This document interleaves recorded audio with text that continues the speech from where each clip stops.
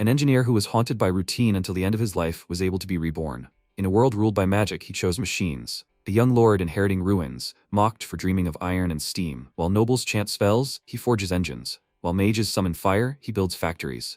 From gears and sparks, his empire rises, turning fantasy into revolution. Can one man's vision outshine centuries of magic? Let's find out. The story begins in a hospital, where a medical worker loudly called for a doctor and said that a patient was having trouble breathing. He said loudly that a mask was urgently needed. The patient was conscious and thought his name was Jin Lashan and that he was a mechanical engineer. Due to overwork, he had a heart attack and would soon die. His parents died in a car accident and he was left an orphan. After graduating from university, he worked for a company for 20 years with terribly low pay. All his life, he was alone and had never even held a woman's hand. The doctor loudly called him, but he remained silent and wondered what was the meaning of such a life. He was so tired and just wanted to close his eyes and sleep. He woke up in another room and wondered, is this a hospital? How much does such a fee cost? He noticed a system window that said, "Welcome to the magical continent of Eldria." He reached out to it and asked, "What is this?" He looked to the side, saw his new appearance, and wondered, what is happening, and why does he look like this? A week later, he had gotten used to what had happened and was sitting in his office. A girl came in with a tray and told Mr. Rain that she had brought him tea. He thanked Leah with a small smile and thought that a week later,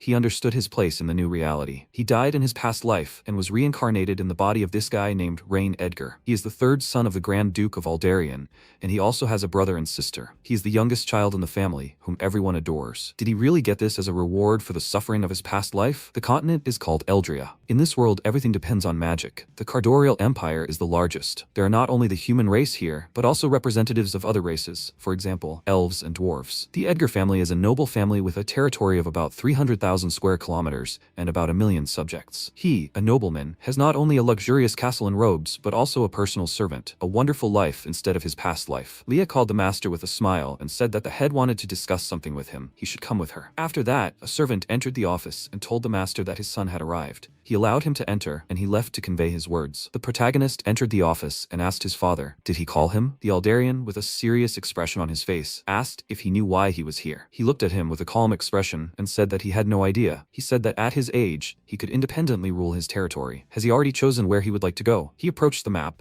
and said that in the future his possessions would be in the northwest. Although it is relatively safe, due to the shortage of magicians, it is difficult to solve the food problem. Although their land is now under control, the future of the empire is not so rosy. He, with a serious expression on his face, thought that he was telling the truth. The royal family of the empire is in decline, but political corruption is flourishing. There are countless open and secret conflicts between the lords of the empires. After reincarnation, he became more indifferent to people, as he was before. He will never abandon them. The Aldarian looked at him and wondered if he was putting too much pressure on him. He called his name and said that he should remember that he always has them. MC, with a surprised expression, asked if the food problem is solved. Will security improve? He said that this problem cannot be solved simply like that. He thought that he still thinks like a child, who believes that problems can be solved with a snap. He thought that he relied not on passion, but on age-old wisdom. He told his father that he can leave it to him. He will solve this problem. After some time, he thought that Esling is the westernmost part of the territory of the Grand Duke Aldarian, bordering the enemy lands of Duke Soren to the north. To the west, the borders are the territory of the elves,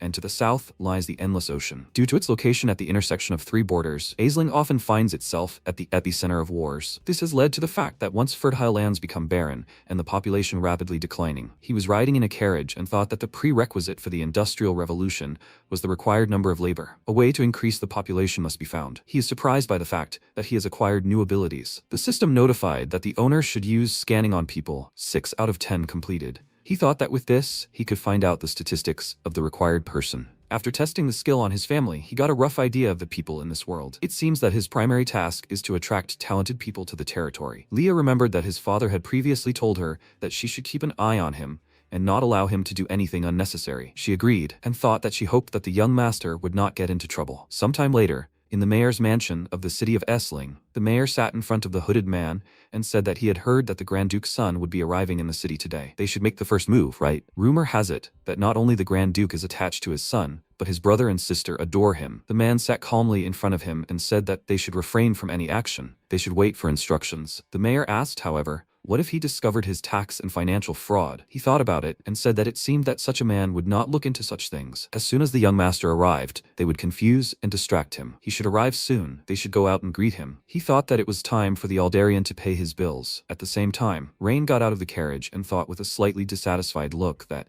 as he had thought, The lands were desolate due to lack of strength. He called Leah and said that she should give him a map. He looked at it and thought that if they could deepen the river to the west and build a canal connecting it with the southern seaport. His attention was drawn to a girl who told her father that she asked him to stop gambling. He was losing all their money. They needed it for mom's treatment. The man, with a dissatisfied expression on his face, loudly said that she should give him the money. This time, he would definitely win it back. He tried to snatch the wallet from her hands and said loudly that she should let go. It was none of her business. She continued to resist, refused, and said that her mother needed it more. He raised his hand, about to hit her, but before he could finish, the protagonist punched him in the face. However, because of this, his hands swelled, and he screamed in pain. Leah approached him and said that if he was going to hit someone, he should warn her next time. He said that it was emotional. That's how it happened. She should check on this girl's condition, and he would talk to this jerk. He approached him, and with a serious expression on his face asked, "Is he taking money from the family and wasting it? On top of that, he is also swinging at the daughter? Does he have no brains at all?" He looked at him with a displeased look and asked who he even was. He came closer and said that it wasn't that important. If he saw him going to the casino again, he would order his head to be cut off. He understood that, right? The man, looking frightened, started to run away from him, loudly asked him not to do it and said that he would not do it again. He turned around and with a calm expression on his face asked, "Is she okay?" He thought that he needed to check her status. The girl approached him and thanked him for his help. She wiped away her tears and said that if he took the money, she didn't know what she would do. MC saw the system window, which said that this was Lillian Eldria. Leadership 45 points, strength and magic 25 points, loyalty 50 points, strategy 55 points, special attribute, agriculture and harvesting. He looked at it and thought that her stats weren't particularly outstanding, but she had the skill he needed. He asked if she was going to the city to find a doctor for her mother, right? She could get into their carriage and they could ride together. She was surprised by what he heard and said that, however,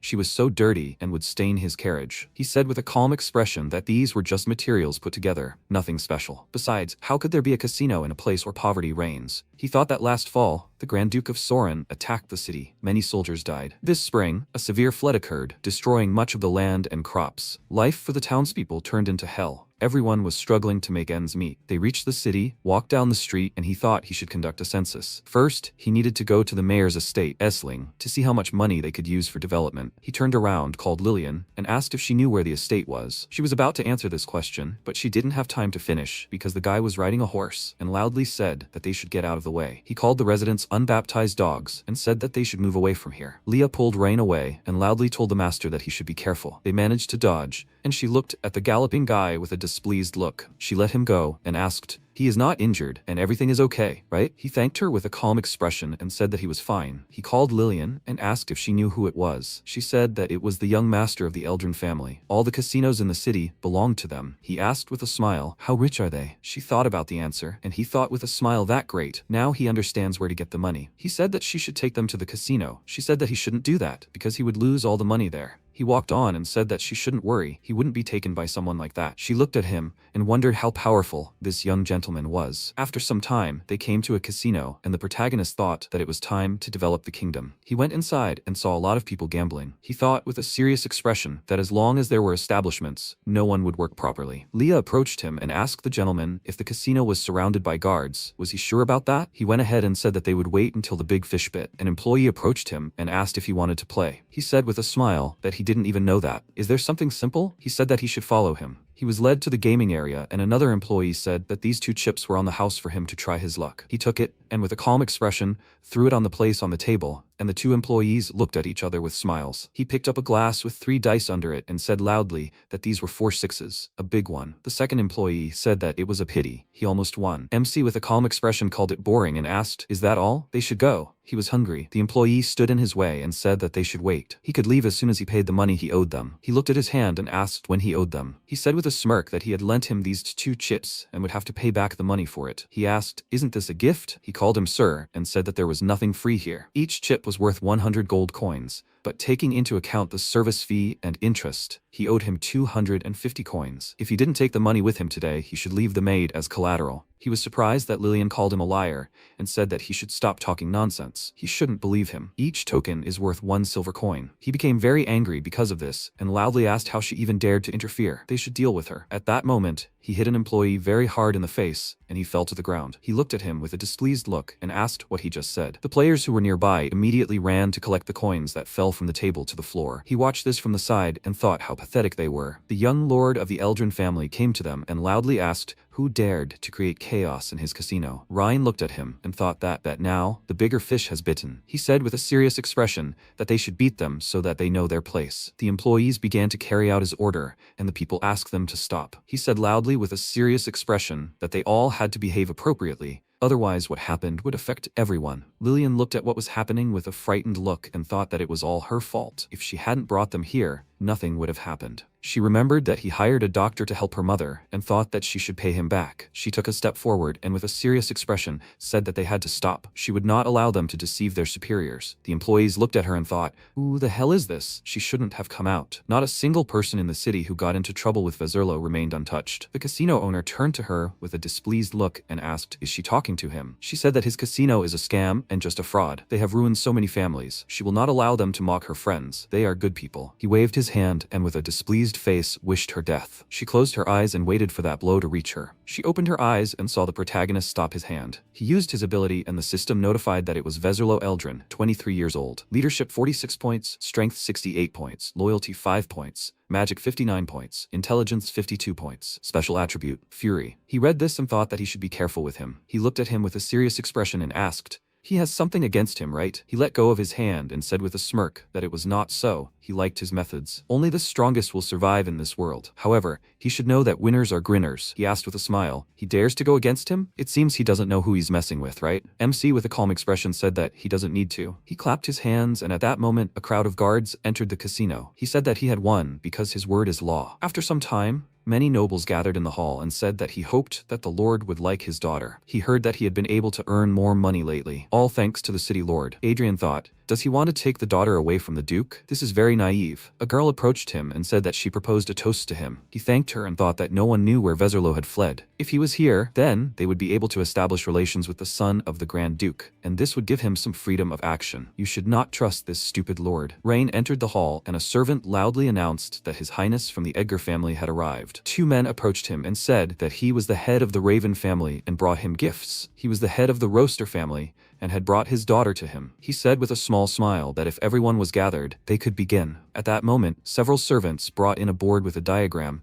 and the people looked at it and wondered, what is this? Does it look like a diagram of a house? He pointed to the drawing and said that it was a drawing of a dam, drawn that afternoon. They would make sure that it would stand for a long time. They did not understand what it was and wondered, is it something for catching fish? He looked to the side and said that he would explain everything now. He called Leah and asked her to bring him a map. When the maps were hung on the board, he said that he had familiarized himself with the geographical location of the city. Every year, because of the river flowing north of the city, there is a severe flood. If they build a dam, they will stop the floods during the rainy seasons and will be able to irrigate crops during the drought. Adrian looked at this in surprise and thought that this was a really great idea. Then life in the city would improve significantly. It seems the Duke's son is no simpleton. One of them asked what this had to do with them. The protagonist said with a slight smile that he needed money. They said that, however, they were poor themselves. Adrian thought he was smart, but too naive. These vampires could only extort money, not give it to anyone. He calmly stood in front of him and said that he had a good way to make money. This afternoon, he raided a casino and got 50,000 gold coins. Does anyone know where else there is a casino in the city? They were surprised by what they heard and thought, did he say a raid on a casino? Does that mean he won't get his share this month? He invested money there, after all. However, all the casinos in the city are managed by Mr. Adrian. It seems the young gentleman has gotten himself into trouble. Adrian thought he was a stupid guy. If he stood aside and kept silent, he wouldn't touch him. However, it was he who started this war. He approached him and told the gentleman that his actions violated the laws of the nation. The rest of the people said that he couldn't violate this because it was wrong. The casino was a legal business. He had no right to raid it just because he wanted to. That wasn't right. Adrian looked at him and thought that this guy was too naive. He shouldn't have expected anything from him. He calmly said that they pretended to be poor when he asked them to invest in his project. However, now, this is how they were talking. He would give them one last chance. Either they had to surrender on their own, or he would take over. The man asked if the Duke found out about his deeds. He wouldn't let it go, right? People supported him, but MC smiled and said that it was wonderful that they were talking about laws. He turned to the knights with a serious expression and said that they should detain them all. Two tied men were brought into the hall and sat on the floor. Adrian was a little worried when he saw this and wondered where these two were from. They were always near Vezerlo, right? He had a hunch about this, and he asked Master Adrian if he recognized these people. He asked that he had never seen them before, but why was he asking? He said with a calm expression that nothing special, that they tried to kill him this afternoon. Earlier, they had spoken of a power that would allow them to block out the sky, and that someone had been covering them the whole time. Adrian began to worry about this, and he said that they should untie them so that they could see if the other guests recognized these faces. People became worried when they saw them and wondered, these are Veserlo's followers, right? The Lord said that they tried to kill him. Luck is clearly not on the Lord's side. The head of the Adrian family thought that if these two were allowed to speak out, the entire family would be destroyed. He grabbed a knife and loudly asked, how dare they attack the son of the Grand Duke? They must pay for this with their lives. He struck several strong and swift blows and killed these two people. He said that he asks to be forgiven. He succumbed to emotion and asks to punish him if he deems it necessary. Rain patted him on the shoulder and said that he has a very strong sense of justice. He is a true Adrian. Not everyone would act like this. He said that he was so kind to him. He only did what was right. He turned around with a grin and said that then they should bring the main culprit here. They would see if there were any other people present capable of showing such courage. They brought Veserlo, who loudly insulted the knights, demanded to be untied, and said that his father was a great nobleman and did not ask them for this. He would kill them all. His father looked at him with a surprised expression and thought, so they captured him? His son, with a displeased look, insulted him and asked how he dared to kill his servants. He would free himself and kill him, but first he would torture him. He himself would beg for a quick death. He listened to this with a grin and asked, did he want not only to kill, but also to torture? He agreed with a self-confident smile and said that no one was his equal in this city. He could consider himself already dead. He would not survive. The protagonist, with a joyful look, said that he had never seen someone so brave. He called Lord Adrian and asked, doesn't he think so? He called his father, laughed and said that his days were numbered. He didn't even know who was standing in front of him. He didn't have time to finish because his father said loudly that he should shut his mouth and kneel before him. He was confused by this and was about to ask something, but he walked up to him and made him kneel. He turned around, called the Lord, and said that his son was still young and stupid, and he was asking to spare him. He was ready to agree to any conditions. Veserlo, with a worried look, remembered how his father said that the Grand Duke's son would arrive tomorrow at dawn. They should be careful with him. He raised his head with a frightened look and asked, so he is the Grand Duke's son? He looked at him with a serious expression and asked where he thought he got so many guards from. He bowed, hitting his head on the floor, and said that he was asking him to have mercy. It was his fault. He made a mistake. Adrian, looking worried, told the Lord that he begged him to have mercy on behalf of his family. He looked at them with a calm expression and said that they should give him everything they had illegally obtained over the years, and he would spare them. He thanked him for this, and thought that he was able to save himself. He looked at the mayor and thought that he should inform him about this man. He called him, and said that he had an important thing to tell him. The city lord was collaborating with outside forces, wanting to overthrow the Grand Duke. The people were surprised by this, looked at him and thought, does he want to overthrow the Duke? He was about to say something else, but the MC loudly insulted them and said that he was going to let them go, but they continued to slander others, excusing themselves. They should execute them immediately. The mayor, with a joyful smile, thought that everything was correct. He was not only stupid, but also impulsive. He bowed to him and said that they appreciated his actions. He swears he is completely loyal to him and the Grand Duke. He wouldn't even think of rebellion. He looked at him with a smile and said that he believed he wouldn't betray him. The system reported that this was Eldria Calgar, 38 years old. Leadership, 35 points. Strength, 48 points. Trust, 15 points. Magic, 66 points. Strategy, 68 points. Special attribute, greed. Sometime later, he sat in the study and thought that these nobles had earned more than 100,000 gold coins. This is the approximate amount of taxes in Esling for 2 years. Leah called him and said that she had brought him black tea. He took the cup of tea and asked if she knew how well fed these nobles were. She asked what he was going to do about what Adrian had said. If the city lord was really planning a rebellion, he would be in danger. Rain told her to calm down, because he understood her concerns, but there was no need to rush. He's absolutely certain that Eldrick is plotting a rebellion, but he just can't show all his cards right now. She looked at him and asked why he thought that. He stretched and said it was because he hadn't found out who was working for him in Esling. He was vulnerable as long as his enemies were in the shadows. If he acted rashly, chaos would ensue. It was better for him to think he was just a naive and ignorant rich guy until he hit rock bottom. After a while, the old man, with an indignant expression, said that couldn't be true. That was just nonsense. Eldrick told Guildmaster Malcolm that he should calm down. The young master was young and in a hurry to prove his worth to the Grand Duke. He said he didn't have to take his side. Even the Grand Duke showed them, wizards, respect when he spoke to them. He was looking at the Esling Water Conservation Project and thought that he was just wondering how to bribe the Wizards Guild. He brought this on himself. Malcolm started to leave and said that this was such impudence, he would talk to him. He was surprised by this, called him, and said that he should wait. He thought with a sly grin that the young master had insulted the Magic Guild. From now on, he would be alone in Esling. Sometime later, the protagonist was sitting in his office, drawing a plan, and thought that he needed to go back to the time when he only made engineering drawings and nothing more. Leah came to him and said with a smile that the master of the Wizards Guild wanted to meet meet him. He did not recognize this man and wondered who he was. They met and Malcolm asked why he was insulting the Magic Guild like that. He asked with a puzzled look,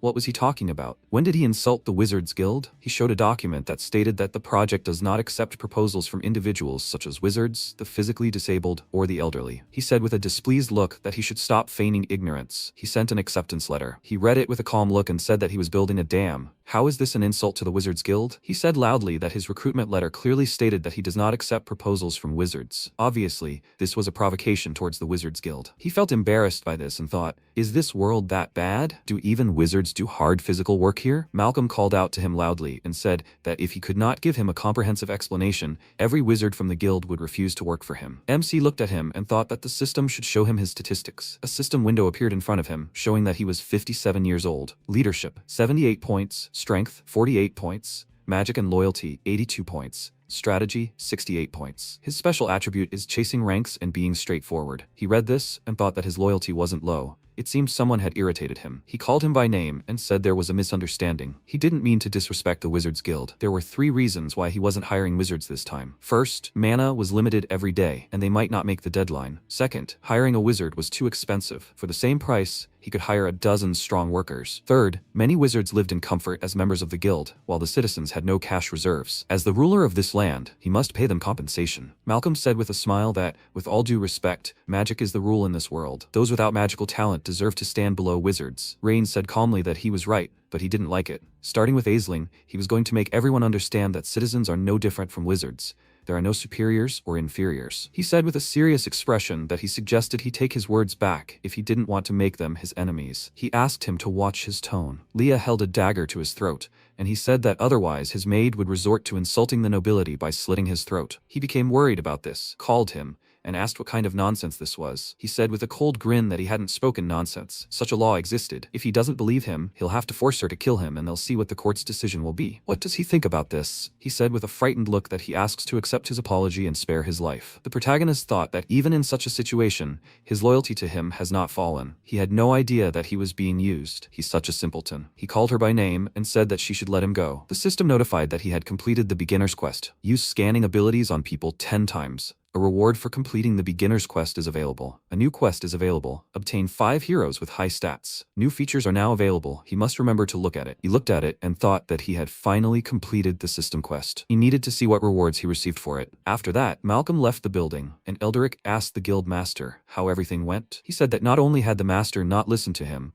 but he had also thrown him out the door. He was embarrassed by this and said that he had an idea. This would not only change the master's thinking, but also make him more respectful towards him. He leaned towards him with a smile and said that when these commoners refused to work for the master, he would have no choice but to come to him. Malcolm asked why people shouldn't work for the young master if he made such a good offer. He said with a smirk that the young master would definitely be disappointed in these commoners if they all just remained lazy. He was surprised by this and said that this couldn't be true. He was simply disappointed that he refused to hire wizards. Why would he arrange this sabotage around him? He said with a smirk that he could be sure that these commoners were a bunch of incompetent people. Otherwise, why were they starving? Don't they know how to farm or hunt? Why would these useless people seriously help the young master build a dam? He thought about it and said that then it seemed they could try to carry out his idea. After some time, people saw the notice on the board and asked loudly what it was about. He heard that the new ruler was hiring people to build something. That's right. He heard that the offer was excellent. 3 meals a day and a salary of 10 copper coins. Is the new ruler really that good? This is definitely a trap. These nobles have deceived them many times already. He won't go, otherwise he will definitely die before he knows about it. Lillian stood in the crowd of these people and said loudly that they could not even think of defamating his lordship. He told her everything personally. He is going to try to make everyone's life better. They started laughing because of it and asked what a little girl like her knows. She has feelings for this charming guy, right? She greeted him with a serious expression and said that she and her father would be participating in the dam project. The employee accepting applicants said that her father would be accepted, but she was rejected. She was embarrassed by this and said that she was also strong enough. He said that she was not of the right age. The young master said that they do not hire anyone under 18. If they find her behind his back, and the master finds out about it, he will definitely punish them. He can participate in the construction of the dam. 8 hours a day, with 3 meals provided. A salary of 10 copper coins will be paid at the end of the day daily. If he has no questions, he should sign here and come to the construction site tomorrow. Lillian turned to her father with a serious expression and said that he must work hard and not get distracted at all. He patted her head and said that she need not worry. He will try. He will not disappoint the young master. He hugged her and said that she should stay at home and take care of her mother. She can't work in the field with her illness. The employee stood up and said that they should go back. He turned to him and asked what's the matter. He came closer and asked, he just said that his wife is sick, right? He agreed and said that she can't work at all. He asked with a small smile, did anyone ask her to work? The young gentleman stated that those working on the dam who have sick relatives can accommodate them in their premises. He must understand that this is housing for the duration of the work on the construction of the dam. As soon as the work is finished, they can return to their own home. He knelt down, with tears in his eyes, thanked him several times. The soldier approached him, extended his hand, and said that he should get up. He would send someone to take him and his daughter to the housing, and they can choose anyone they like. The rest of the people were surprised by this and asked, is that true? They will sign up right now. They can't miss this chance. The staff said that they should all line up and not push. At the same time, MC saw a system window that notified him that he had received the lithium iron phosphate battery blueprint from the rookie reward. He was indignant about this and wondered what he was supposed to do with it without an electric generator. Did it want him to create batteries and get an electric shock? The system notified him that he should ascend and obtain 5 characters with high stats. He thought, 5 characters, and even with high stats. Where in the world would he find such people? The system notified that Leah Lockerbie, 21 years old, leadership and magic 95 points, strength 97 points, loyalty 100 points, strategy 91 points, special attribute, fearless divine thunder. He thought that earlier he was thinking about training her. Then he looked at her statistics and found out that she had no more room to grow. It seems he needs to go to the city again to scout for talent. She came to his office, knocked on the door, and told the young master that Lillian wanted to see him. He allowed her to enter. They went inside and she said that something strange was happening at the construction site. Everyone was refusing to work. After some time, she came to the construction site, called Dad, and asked why he was slacking off again. He called her by name and said that honestly, he was not slacking off. He felt tired from the moment he got out of bed. No one here has energy. She said with a displeased expression that his lordship had made such a good offer. Why are they still being lazy? The workers said that they were trying, but they felt like this since early morning. Maybe they had worked too long, and that's why they were now suffering from this instant exhaustion from work. They would definitely feel better if they rested for one day. Tomorrow is not going anywhere. She said with a displeased look that he should stop talking such nonsense, that they were all just lazy. Rain approached them and said that such a disease didn't exist. Lillian called him and said that they should listen to him. He should order them not to slack off and work harder. The system notified that her father was Rock Eldred, 39 years old, leadership and magic 35 points, strength 37 points, loyalty 90 points, strategy 31 points. Status? Anomaly curse. This caught his attention. He called Lillian and said that they weren't sick, but cursed. The protagonist used the study and thought that he was going to use it when the construction of the dam began. Looks like it needs to be tested now. The system said that with the study, the owner can analyze the characteristics of rocks, strata, formations, minerals, hydrology, and landforms in a certain area. He thought, the system, it should analyze the hydrological state in this area. The system reported, analysis of the hydrological state within a radius of 10 kilometers. Please, he must wait, he thought. There is no oil or metals down there, pity. Wait, what is this? Then he said, Mister, can he dig here some more? He thinks there is something down there. He replied that he understood. Mr. Ryan, it's okay, although they are all tired. After some time, they dug up a small crystal, and he asked, what is it? Did they dig up something they shouldn't? Leah, looking at the protagonist, thought, young Mr. Ryan is a magical genius. The magic coming from it is so weak that even she won't feel it. So how could he? After that, the protagonist placed his hands on his chest and told them to dig up the crystals and put them in a box. They answered, yes, sir. After that, he turned to Leah and asked what people usually do when they are cursed. She answered, go to the church and pray to remove it, or look for high-level wizards from the Wizards Guild. He asked, the Wizards Guild, she said. After that, he turned to Lillian and told her to follow him and bring her father. They will find the priest. She asked in surprise, Sir Rain, is her father really cursed? He replied that he was completely certain.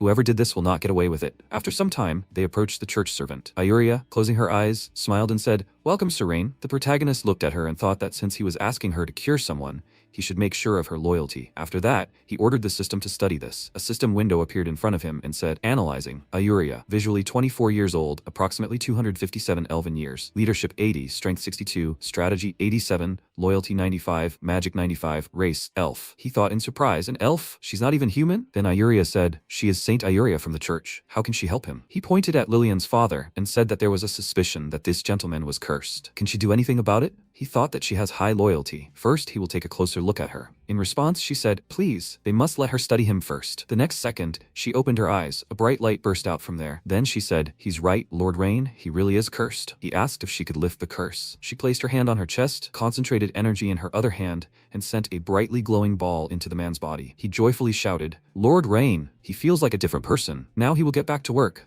He will finish all the work he was supposed to do today, and even more. The protagonist looked at him and said, there's no need to rush. They won't be too late if they sort this out first. Saint Iuria, they found this in the construction area. Does she know what it could be? He held out the crystal to her. She took it in her hand and said, this is a dark crystal, the most accessible crystal. There's a huge amount of magic inside it, enough for the curse to take effect. Although this is more of a joke than a curse, whoever casts the curse is capable of killing everyone with that amount of magic. But all he did was make people feel tired. The protagonist held out his hand and asked if it was very easy to produce these crystals. She raised her index finger and replied that it wouldn't be difficult for a high-level wizard to make them daily and hide construction sites there. He asked if she knew about his project. She smiled and said, Mr. Rhine, the project will greatly benefit the residents. Why wouldn't she know about it? Thanks to the project, many people have been hired, and the pressure on the church has been significantly reduced. He thought, perhaps he should teach this old man a lesson. After that, he asked if she could remove the curse from the entire construction area. She replied that it would be difficult. Today, he was lucky to have found the crystals, but it won't always be that way. Besides,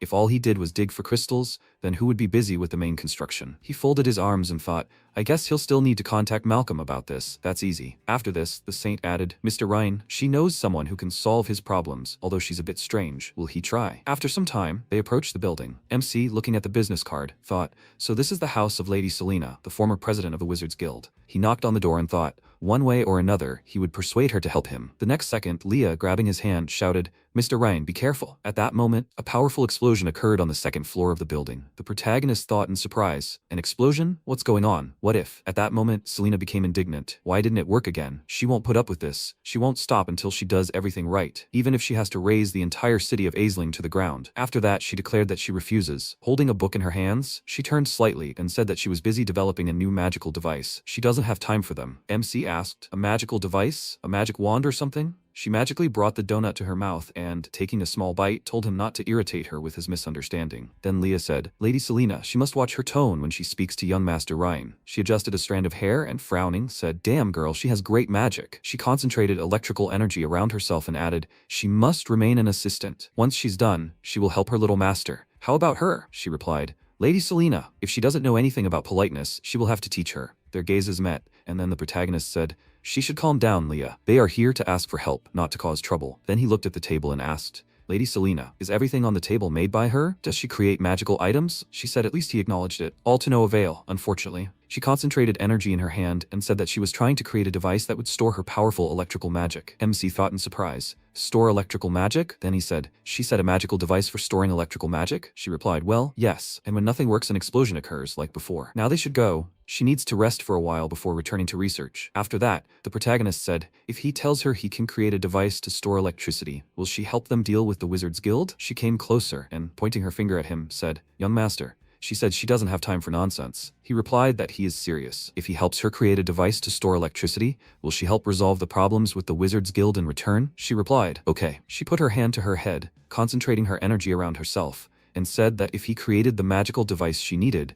she would not only deal with that idiot Malcolm, but also force the Wizards Guild to obey him. But if he failed, he would blame himself. Sometime later, they stood near the device. The protagonist, reading the diagram of the lithium iron phosphate battery, thought that he'd just recently been wondering where to find electricity. He thought that these wizards were replacing human electrical generators until hydraulic generators were built. Then he pointed to the device and said that it was built according to her instructions. She warned him, these stones can't store magic. It will explode if she uses even weak magic. The protagonist extended a wire to her and told her to be sure. This battery has a capacity of about 185 watts per kilogram. She should show how much she can create, while she must release the electricity. He'll see if she's as powerful as she claims. After that, she took the wire in her hand and began releasing her electrical energy. The energy began to flow through the wire directly into the device. Selena exclaimed in surprise, no way, it didn't explode? The protagonist smiled and asked, is that all, Lady Selena? That's not even half of what the battery can store. She screamed indignantly, you brat. She'll wipe that smile off his face. He knows nothing about magic. After a while, she collapsed exhausted to the ground, holding the wire in her hand. She thought, could this thing really store her magic? Then MC crouched down next to the battery and looked at the system window, thinking,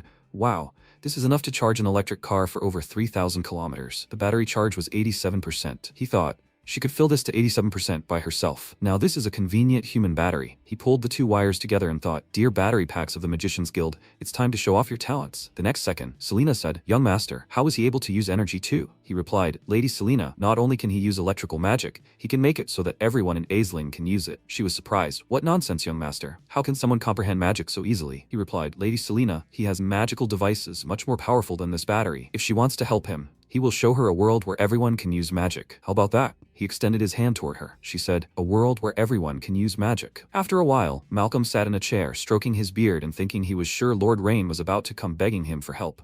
But at that moment, Selena walked in and said they hadn't seen each other in a long time. He cried out in fear, "President Selena, why is she here?" She came closer and, grinning, said, "He's so brave. He dared to stand in the way of a young lord from a ducal family? Is he trying to start a rebellion?" he asked, perplexed. President Selena, what is she talking about? He would never have dared to think of something so dangerous. She grabbed him by the clothes and shouted at him to spit it out. What kind of dirty tricks was he playing on the young lord's construction site? He knew she was a bit hot-tempered, right? He replied that he would. "President, please, she must spare him." He gathered all the mages from the association and told them that Lord Rain despised them, which infuriated them. Then he had them create cursed crystals using teleportation magic and place them in the ground in Lord Rain's construction area. This would exhaust the common workers. Then Lord Rain would think they were lazy and useless. Then Lord Rain would apologize to him and agree to work together with the Wizards Guild. With tears in his eyes, he added, "That's it, President. He swears he had no other intentions." She shouted, "Idiot. He didn't even realize he was being used, right?" He was surprised. "President, who was using him?" She pointed to the side and said, "Enough. He must recall these troublesome mages immediately." He ran in that direction and said he understood. Then she took out the device and, seeing the protagonist, said, "Young master, she sorted out the problem with the Wizards Guild." He thanked her, and then she asked if he wanted her to deal with Eldrin. She could make him disappear without a trace. He replied, "No need. He's no threat. In fact, he needed him to lure out the bigger fish." She replied, "Okay, then she's leaving, since she's already taken care of everything. By the way, when can they start working on that new project he mentioned? He should definitely call her when he starts." He replied that he understood. "First, she needs to have the wizards from the guild fill those batteries." She replied, "Okay." Meanwhile, Elderic approached Eldrin and said, "Sir, it seems the boy has taken control of the Wizards Guild. What should they do now?" He sat in his chair, folded his arms and legs, and told him to take his time. Aside from that old hag Selena, they didn't need to worry about the Wizards Guild in the town of Esling. He should forget about those petty wizards. He should worry about that mysterious dam project. If it works as the new lord plans, it will revitalize the people of Esling. They can't let that happen. In response, he clenched his fist and said that he needn't worry about the dam, sir. He had already set a trap for the young lord. He had already secretly pressured the nobles responsible for the grain supply to raise prices according to his wishes. Eldrin asked if he was sure these nobles would be on his side. He, holding up a coin in his hand, replied that the young lord had forced them to fork out their money at the banquet,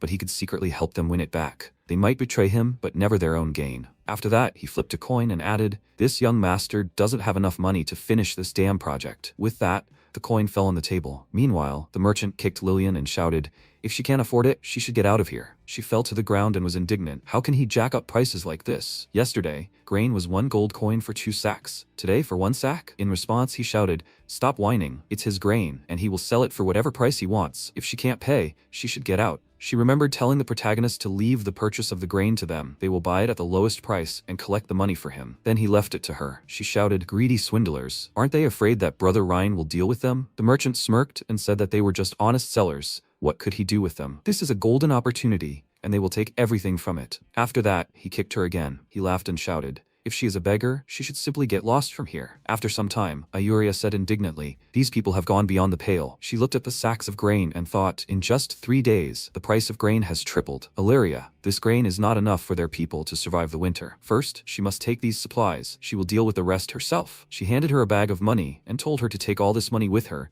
and make sure she pays the usual price. She asked in surprise, "This is too much money, isn't it? Usually, bribing these guards wouldn't cost even 1/3 of this." She put her hand to her head and told her to do as she said. She replied that she understood. After that, she wanted to put the bag in her bag, but it was abruptly snatched from her hand. Leah was standing nearby. Ayuria asked in surprise, "A servant?" The protagonist came closer and asked, "A saint." He was holding a bag of money and asked if she was interested in a deal. She wondered what deal young Master Ryan was talking about. He scratched his neck and said, "No need to talk so tensely about business, Miss Elf." She wondered what nonsense he was talking about. Young Master Ryan, this was the human capital. There couldn't be any elves here. He told her not to defend herself. He knew they were elves and held no animosity towards them. With these words, he threw the bag of money into the elf's hands, and she asked what deal the young master wanted to make with them. He answered, "Food supplies." She said, "Young Master Rain, he must forgive her bluntness, but it might be beyond his capabilities." He asked thoughtfully, Why is she saying that? Food in Esling is controlled by the 4 main noble families. These 4 families have firmly established themselves in the city for over a century, and they tightly control grain prices in the city. At the banquet a few days ago, he frightened some people with his iron tactics, but in the city, that's just a small thing. He folded his arms and asked, "Does she know Esling that well?" She replied that she had lived here for 120 years, so yes, she knew it very well. If the young master hadn't stood up to the Eldrin family at the banquet, there might still be a meeting room somewhere. But now she's afraid. Due to the war and natural disasters, food is very scarce this year. If grain prices were more stable, her people might survive the winter. But now, the protagonist said, "Miss Elf, he promises that in 2 weeks, grain prices in the city will be even lower than they were before the takeoff." After a while, Augustus Klein, the head of the Klein family, laughed and thanked the Lord Mayor for his support. Sitting at the table, he said, "The 4 leading families have amassed a huge fortune this time." Roland, sitting nearby, said that they should thank Lord Augustus for taking them into business. 2 more merchants agreed. "That's right, thanks to Lord Augustus." "Yes, thanks to Lord Augustus." Then Augustus raised his glass and proposed a toast to the prosperity of their business. After that, they clinked glasses, and a subordinate approached them and said, "Sir, young Master Ryan has sent an invitation to a banquet for them and 3 other lords." Roland was surprised. What? A banquet with the young master? He thought, is he going to come for them? Then he asked, "Lord Augustus, what should they do?" "They want to make money, not die." He smiled and replied that they should not worry. The Lord Mayor assured him that the increase in grain prices was completely legal and condemned. As long as they don't provoke young Master Rain, nothing will happen. He then slammed his fist on the table and added, "Besides, he won't be able to do anything to him if the 4 of them band together. The price of grain is set by them, the merchants. If even the emperor doesn't have the authority to interfere, what can we say about the duke's youngest son?" Then Roland shouted, "That's right. He's absolutely right." Another merchant shouted, "If they take advantage of this opportunity, their families won't face poverty for hundreds of years." Then Augustus rose to his feet and said, "Today they're selling grain for 2 gold coins a sack. If young Master Rain pushes too hard, they'll lower the price to 5 copper coins to appease him. If anyone dares to quit, he won't let it go. He can be sure they'll be with him to the end." "They'll work with him, my lord," he replied. "Very well. Now they need to change into something more appropriate and go to young Master Ryan's banquet." Roland wondered, "Change?" After a while, Leah placed her hand on the protagonist's shoulder and said, "Young Master." A subordinate approached them and said, "Young Master Rain, Lord Augustus has arrived with the others." The protagonist smiled and told him to invite them in and tell the kitchen to serve food. He replied that he understood. After this, the merchants entered the room. Augustus placed his hand on his chest and said that they welcomed him. "Young Master Rain." The protagonist, looking at them, thought, "Are they trying to act poor right in front of him? They have a lot to learn." Then he said, "Are they the nobles who control the grain reserves in Esling? So why do they look so disheveled?" He replied, "They recently heard about his project, which is very beneficial to the people. They would like to participate too." Roland added, "Under Lord Augustus's leadership, they not only left large sums of money to support the project, but also sold the grain from their barns to the townspeople at the lowest possible price." Leah frowned and thought, "These scoundrels have no conscience. They are openly trying to deceive the young master." After that, MC said that he was frankly touched by their understanding and support of his efforts. He put his hand to his face and added, he was grateful for their help. He invited them here to discuss the grain matter. Augustus said, "Young master, they understand that he is short of funds lately, but 2 gold coins per sack is a loss for them." Roland added, "Correct. Absolutely, young master." The protagonist smiled and said that they misunderstood. He meant, can they raise the price of grain to 4 gold coins per sack starting tomorrow? Augustus was surprised. "What? 4 gold coins per sack? Raise the price?" The protagonist held up 3 fingers and answered, "Exactly, 4 gold coins per sack, and he will take 30% of the amount. How about them?" He replied, "Young Master Rain, he's an elderly man. His hearing isn't what it used to be. He said they should raise the price of grain to 4 gold coins per sack." The protagonist remarked that he shouldn't forget that he gets 30%. Augustus smiled and thought, initially he thought young Master Rain was an inexperienced child, but it seems he has as much commercial cunning as the rest of them. Since young Master is so understanding, this road will be smooth sailing for them. If he'd known young Master was so businesslike, he would have visited him much sooner. But without official orders, they can't raise the price. Otherwise, if a rebellion breaks out, they'll be the ones to suffer. After that, he thanked him for understanding them, lowly servants. When did he plan to issue the decree? The protagonist took the document from Leah's hands and said that it had already been drawn up, the family seal had been affixed, and they would take it out after dinner. But they must let him make it clear. If anyone dares to disobey him from tomorrow, the fate of the Eldrin family will serve as a warning. Do they agree? Roland said that he could rest assured they would repay him for his kindness. After a while, Roland asked, "Mr. Augustus, inform the Lord Mayor about this? Increasing the price of grain instead of decreasing is quite unusual." After that, Augustus smashed his glass on the floor and shouted, "Fool, have they lost their minds? The more people know about a good thing, the less money they make from it. This little bastard doesn't have much power. He thinks he's using the 4 of them to draw them into his lucrative plan. They must let it be said. The plan to increase the price of grain remains between the 4 of them. Luck is entirely on their side. Anyone who doesn't profit from this crisis is simply a fool who deserves to fail. Roland added, Mr. Augustus, he simply never saw such a wonderful opportunity in his life. So he felt uneasy, a little nervous, and couldn't help it. Then he bowed and said that from now on, he would follow him. Together, through thick and thin, he laughed and said, excellent. From now on, the four of them stick together. We need to act quickly before the decree is issued. They'll take all the grain from those small-time foreign traders. This time, luck is paying out more than they could have dreamed of. After a while, Eldria cried out indignantly, he's a traitor. He promised to lower the price of grain. Why did he collude with those traders? Today, she'll show him that you can't mess around with an elf. Lillian approached her and said worriedly, Holy sister, she shouldn't be nervous. Rain promised the price of grain would go down. She exclaimed indignantly, he's gotten involved with those dishonest traders. How could the price drop? She asked him to trust Rain. She believed he must have a plan. Then she asked, Young Master Rain, is he really going to raise the price of grain? He replied that she shouldn't worry. The price won't be this high forever. In less than half a month, the grain market will completely collapse. She uttered this. True in experience, young master.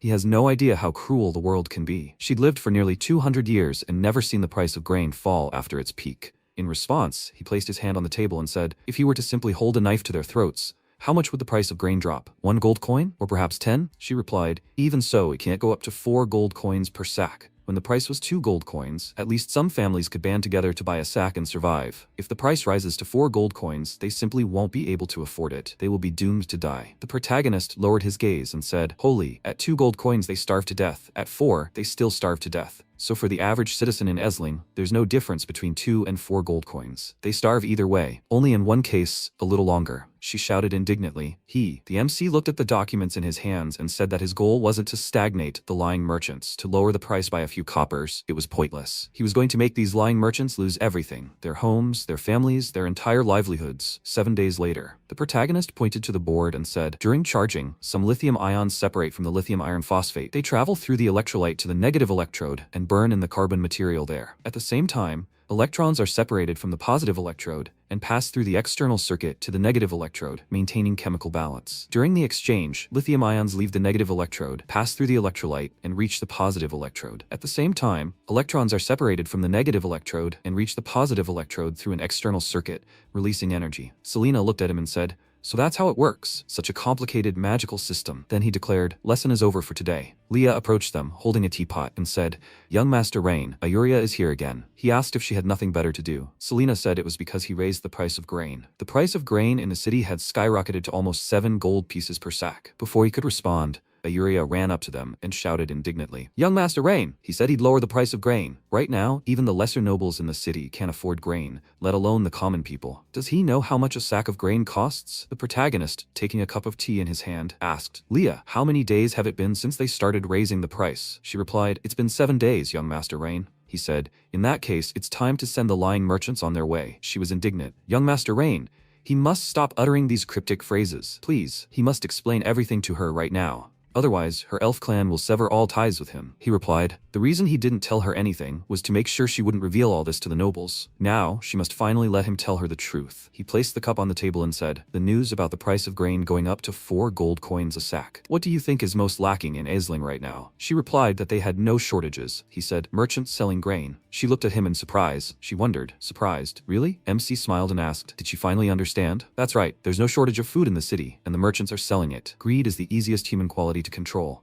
No one can give up their desires. The price of grain in the city rose to 4 gold coins per sack. This news reached the merchants from nearby cities, who immediately rushed to collect the grain and bring it to Esling. Out-of-town merchants had brought a huge amount of grain. It will definitely be bought at the highest price by these 4 fools, which will make the merchants' appetites grow. Now Esling can be called the city with the largest amount of grain in the entire empire. All the merchants lose their minds when they see a 10,000% profit. They only have 2 words on their minds: get rich. He smiled and said that today, 4 noble families in Esling will no longer exist. He handed the leaflets to Leah and told her to post this news all over the city. She should tell them that the holy maiden Eldria is selling the church's grain reserves because she is unhappy with the methods of Lord Rain. The price is 1 gold coin per sack. Everyone must know about this. She agreed. Then Eldria put her hand to her chest and told him to wait, Lord Rain. Why was he giving her such a good reputation? He replied, because he has no grain. How will he sell it? She replied in surprise. She doesn't have much grain either. He doesn't want her to sell all the grain her people will need for the winter, does he? Lord Rain, she tells him, definitely not. Her elven tribe needs this grain to survive the winter. Then Selena, covering her mouth with her hand, smiled and said, Eldria, she is truly naive. If she were in her place, she would listen to the young ruler and sell the grain immediately. Every second of delay means losing money. She placed her hands on her waist and said, "They, the elves, are not interested in money, they only need grain." The protagonist said, "Holy Virgin, she must do as he said, and the grain will only increase. She must believe him." Then he turned and said, "Lady Selena, he is counting on her and the Mages Guild to seal the city." She replied that he need not worry. They will not allow a single rat to escape the city. Then he held out his hand and said, "Excellent. Now it's time to make those greedy merchants pay up." After a while, the protagonist looked at the leaflet and asked, "Is something wrong?" Leah replied, "Lord Rain, she's afraid something won't go according to plan." "What if these merchants hold out for a few days and all the Ayuria grain is sold?" He replied, "Leah, there are two kinds of schemes. The first is a secret plot. The second is an open plan. She can circumvent a secret plot,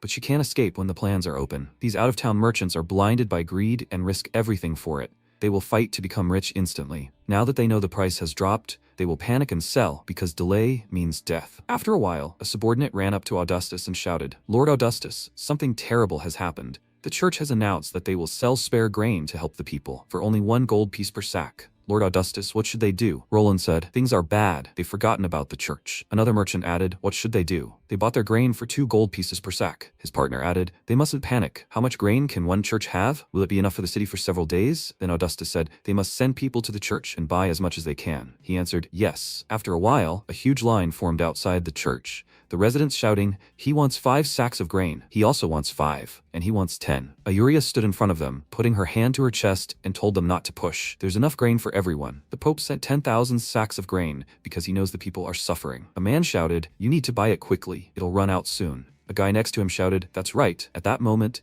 Ayuria asked them not to push. They must get in line. The others shouted, "She must sell it quickly." The next second, a soldier approached them and said, "They must calm down." He approached Ayuria and said, "Holy Virgin, this is the grain sent by the Pope. This is the first shipment. Starting tomorrow, even more grain will arrive in the city." She smiled and said, "Okay." She thought, "Lord Rain, please, he mustn't overfill the cup." She couldn't hold back. What should she say? And what if the Pope finds out? After that, the residents, looking at several more carts of grain, joyfully shouted, "They have grain." At that moment, one of the merchants thought, "It's the end. Business is ruined. The church has ruined everything." He bought it for 60 silver coins, and transportation cost about 10. If you add up his expenses for several days, it comes to 95 silver coins. He can get another 10 silver coins. He must sell it all immediately. We can't wait any longer. Waiting will only lead to expenses. Then he ran forward and shouted that he was selling grain, fresh grain, 95 silver coins per sack. 95 silver coins. A line formed around him, the villagers shouting, "They want it, they have to give it to him. He has to give 10 sacks. At that moment, another merchant looked at him and thought, "Idiot, he dares to joke about him. If they fail, then everyone fails." Then he shouted that he was selling grain, 90 silver coins per sack, and nearby shouts were heard, 87 silver coins per sack, 85 per sack. At that moment, Leah, approaching the protagonist, said,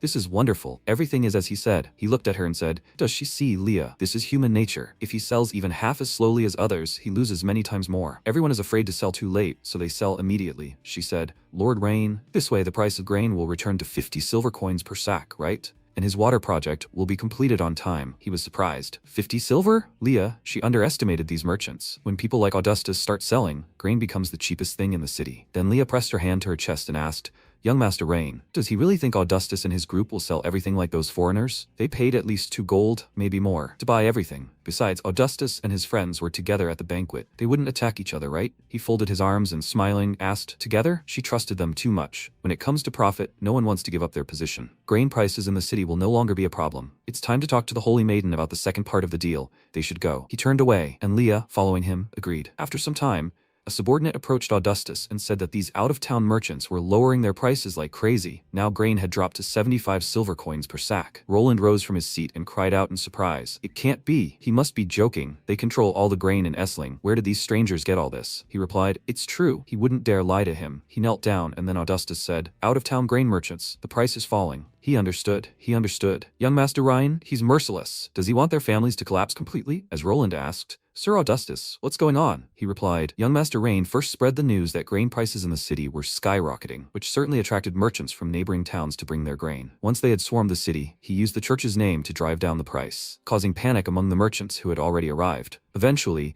these out-of-town merchants were forced to sell at a loss to save money." Roland said, "Young Master Rain, what a dirty trick." Augustus folded his arms and said he had another plan that should help them regain their position. Roland asked him to tell them already. He replied that this grain would last the city for several months. If they held on to the grain until the people despaired, they could sell it at a high price. If they united today and refused to sell, they would definitely make their money back. But if any of them tried to sell anything, they would all fail. Roland, sweating, realized he was right. He would go home now and order the grain locked up. As they headed for the exit, he put his hand to his head and thought, damn it, sell all the grain immediately. They can't be slower than them. One of the merchants thought, Roland, is he trying to escape? If this goes on, it'll be everyone's own business. Then they said, Sir Augustus, they need to go give orders too. Then the subordinate sitting in front of Augustus said he'll order their men to watch the grain and not sell a single gram. In response, he kicked him in the face and shouted, idiot. If he doesn't sell, what if those 3 idiots sell theirs? He asked, what then, sir? He ordered all the grain to be sold immediately. Not a single grain to be left behind. The subordinate agreed. After a while, the MC sat on a chair, pointed at a mountain of sacks filled with grain, and asked, Holy Virgin, what about this? Do her people have enough grain to survive the winter? She awkwardly asked. Why does it seem like the more grain they sell, the more they get? He said. Because they sell at the peak and buy at the dip. This strategy can make 70,000 gold. Then Lillian ran up to them and shouted, Young Master Rain, the price of grain has dropped again. Now you can buy 3 sacks for 1 gold coin. The protagonist pointed at Eldria and said, she sees. He told her to wait a little while and the price would drop even lower, but she didn't believe him. If she buys now, she'll get another 10 sacks of grain. Can they negotiate a deal now? Holy maiden? She asked what kind of deal he wanted to make with the elven tribe. He replied, any deal. He extended his hand to her, and she was surprised. Any deal? He replied, yes, any deal. They can provide for every aspect of the elven people's daily lives. From as small as grain to as large as land. They can make any deal, no matter what the elven people need. Eldria worriedly noted that this was too important a decision for her to make alone. He must speak with their queen. He replied, no problem, please. She must arrange a meeting for him with their queen anytime. After that, Eldria headed for the exit, and handing over the letter, Eldria told her to deliver it to the queen. She agreed. Then the protagonist rested his chin on his hand and thought, with the grain crisis over, the nobles of Esling wouldn't be able to cause trouble for a while. The Mages Guild was already under his control, and the church would soon follow. Right now, the city's lord, Eldric, had the army and the taxes in his hands. If they could take control of the army, no matter what Eldric did, he wouldn't be able to escape his grip. They needed to find a way to subjugate the army the best way. Then Leah came up behind him and called out to him. He looked surprised, Leah. She placed her hands on his head and said, Young Lord Rain, he needs more rest. He should let her help him relax. He replied that he wasn't that tired. He was just... At that moment, Trist ran up to them and shouted, these damn soldiers, using their power and hiding behind the Grand Duke's name. Why can't they ask the gods to strike them with lightning? Eldria, standing before him, replied, well, the gods are merciful. He shouted that he could accept the losses in Esling, but to be robbed by these soldiers on his way home? How was he supposed to conduct business? It seemed the Grand Duke was involved too. The MC came up to them and said, man, what's going on? Trist pointed at him and asked, who is he? The protagonist thoughtfully replied, the one who wants to make a deal with him. After a while, the carriage carrying the protagonist stopped near a guard. He, turning to Lillian, shouted for her to stop. Who was she, and what was in her basket? She replied that she was a citizen of Esling. The basket contained goods she had purchased in the city. She was taking them to the elven tribe to see if they could be sold. The guard asked, does she think she can just trade like that? Search the basket. After that, several soldiers opened the cart, saw the pots, and pierced it with their weapons. Lillian screamed, please, they shouldn't do this. Now the pots are broken. How is she supposed to transport this? One of the soldiers turned to the boss and said, there's nothing there. What should they do? He said that in that case, he should charge her a fee. He said, girl, she must pay the fee, and then she can go. Lillian clenched her fists and shouted indignantly, they broke her things and expect her to pay a fee too. He replied, girl, she must pay or get lost. She wanted to object, but at that moment, the main character told her to pay them. She replied, okay. After that, she held out a coin and said, here. The soldier, smiling, said that young Master Ryan had raised the fee. Now it was 5 silver coins. Lillian shouted indignantly, what? 5 silver coins? All her goods are only worth 3. They want her to pay 5? He asked, does she pay or not? If not, then she should get out of here. She thought, okay.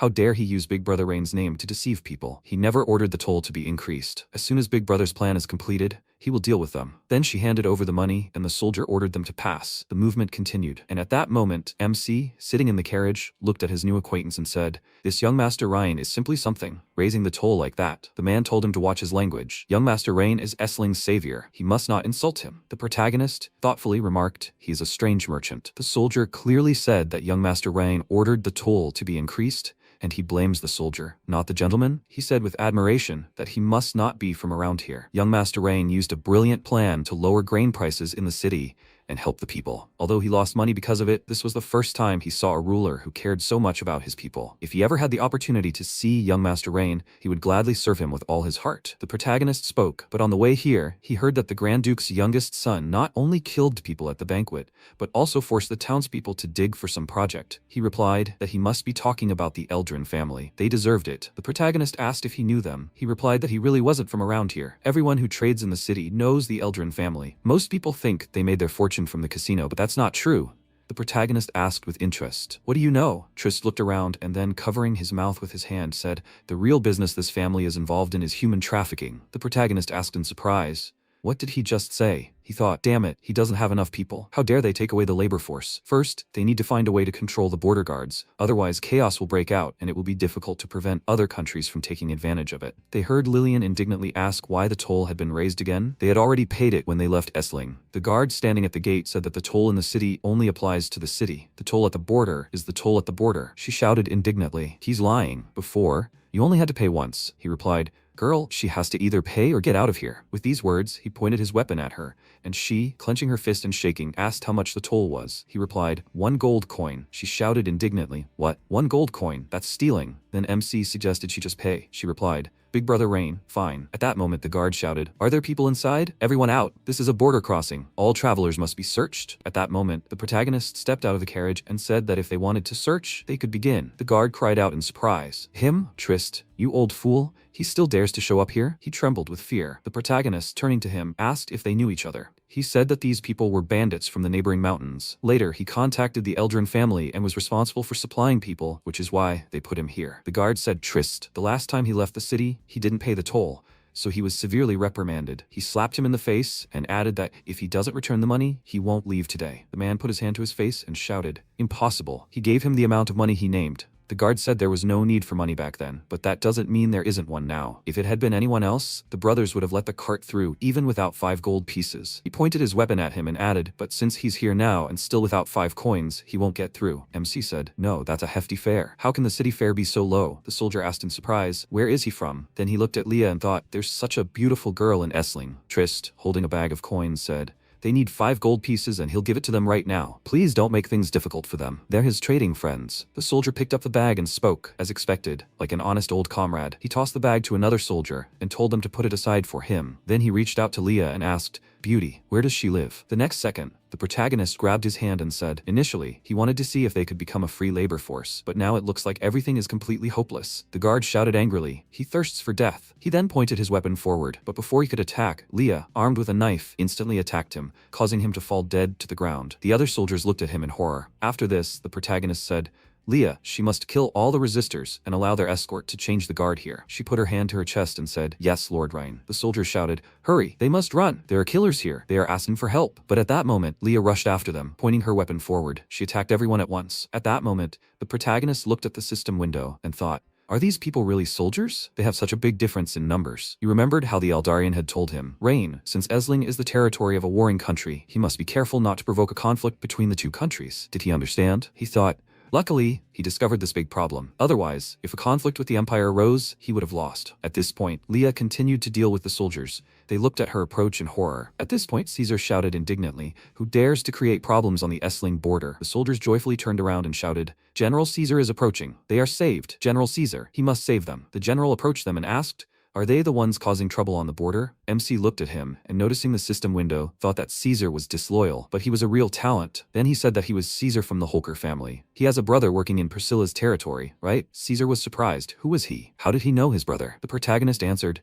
his older sister, Priscilla Edgar. He shouted in bewilderment, is he Lord Rhine, the youngest son of the Aldarian Grand Duke? The soldiers were surprised. What? The son of the Grand Duke? The end. They insulted the wrong person. The Duke thought he remembered his brother's letter. Then Eldric, smiling, opened the chest of gold in front of him and said, General Caesar, Esling is relying on him in the future. Caesar thanked him for his kindness in return. The Grand Duke sent him to such an inhospitable place because he treated him lightly. Needless to say, his strength deserves his status. He deserves it too, right? He replied, that's right, that's what he deserves. He shouldn't waste his life in such a place. Caesar then reached for his weapon and shouted, how dare he pretend to be Lord Rain? All soldiers obey orders. They must kill this false Lord Rain, and he will reward them generously. Leah then pointed her hand forward and shouted, how dare he? Caesar is planning a rebellion. One of the knights turned to Caesar and shouted, he must not do this. This is a crime that will lead to the destruction of the family. The others agreed. That's right, Lord Caesar. Then he drew his sword and asked, have they forgotten what they just did? They have already insulted the son of the Grand Duke and mocked the law. They should have heard what Rhine did. He destroyed the Eldrin family and 4 lords. This is the western part of the Caradorial Empire, and they have power that they have earned over the years. He waved his hand and shouted, if they take Rhine's head to the Orvis Empire in the north,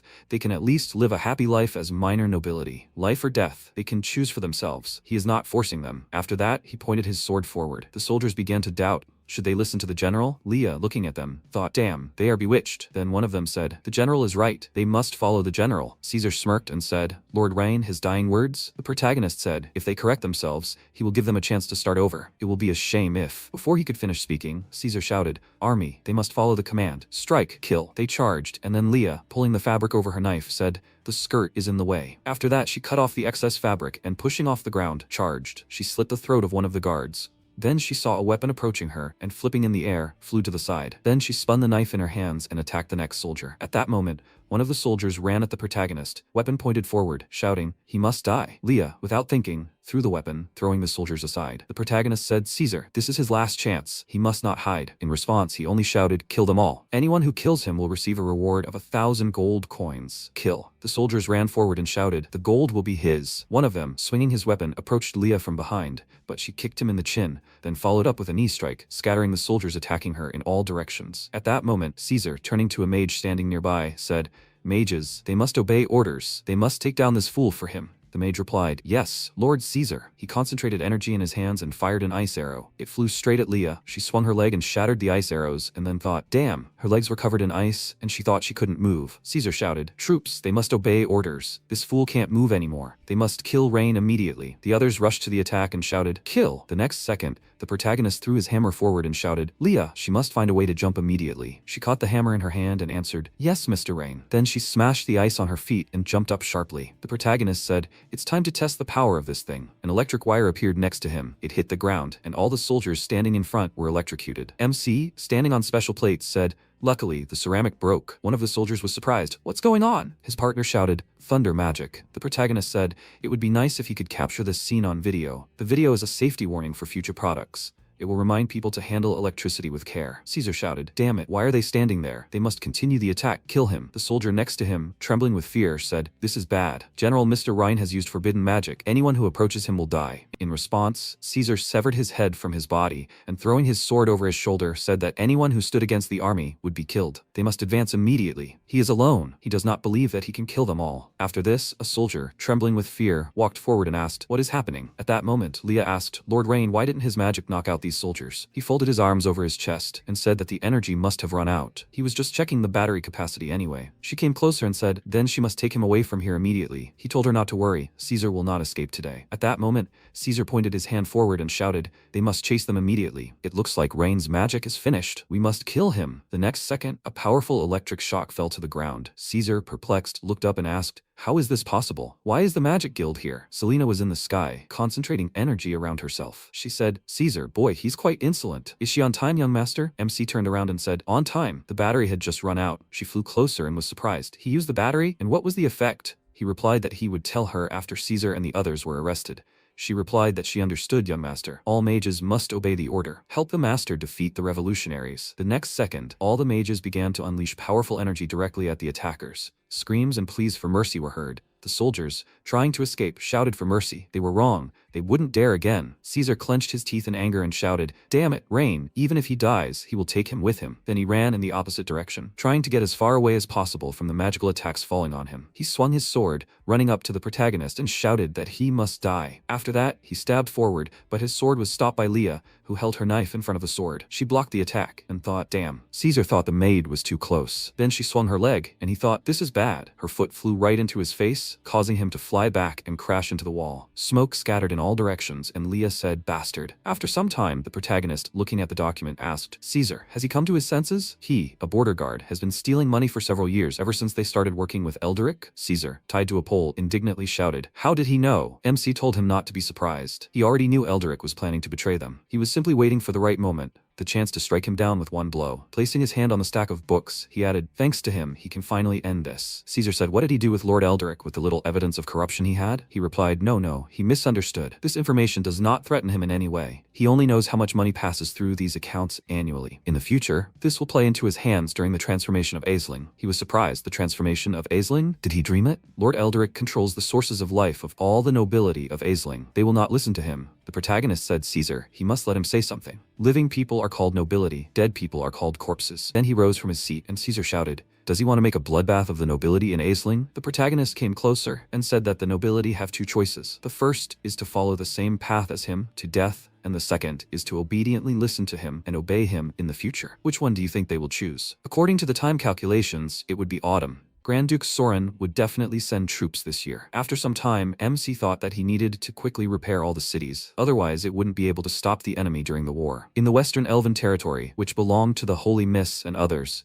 there would be no war as long as the negotiations were successful. He unfolded the map and thought that there was no need to worry about the Second Sister's territory in the east. The most dangerous was Grand Duke Soren in the north. At that moment, Leah approached him and said, "Lord Rain, the money extorted from all the border posts was estimated at around 3,500 gold. The protagonist suggested transferring the guards to ensure protection first. Each should be given 100 gold coins, and the rest should be taken back to Esling." Leah agreed, and then the protagonist waved and said, "Miss Selena." He approached and thanked her and the Magic Guild for their hard work. She smiled sweetly and said that it was not difficult at all. She held out the electric wire and asked, "But could the young master explain the principles of battery discharge in detail? Why would someone without magical ability use it?" He awkwardly scratched the back of his head and said, "Okay, he'll explain slowly on the way back." She agreed. At that moment, Malcolm ran up to them and shouted, "President Selena, this is bad." She turned around and asked, "What the hell is going on?" "He must tell," he shouted. "Lord Ryan, the city's ruler, Eldric, has captured the city and rebelled." Selena, perplexed, asked, "What?" The protagonist thought he'd finally run out of patience. Selena turned to him and asked, "Young master, what should we do?" To suppress the border guards, she pulled all the mages out of the guild. Now there's no one in the city to act as an inside agent. The MC smiled and told her not to worry. Eldric lost the moment he raised the city in rebellion. Sometime later, the protagonist and the others reached the city walls. He said,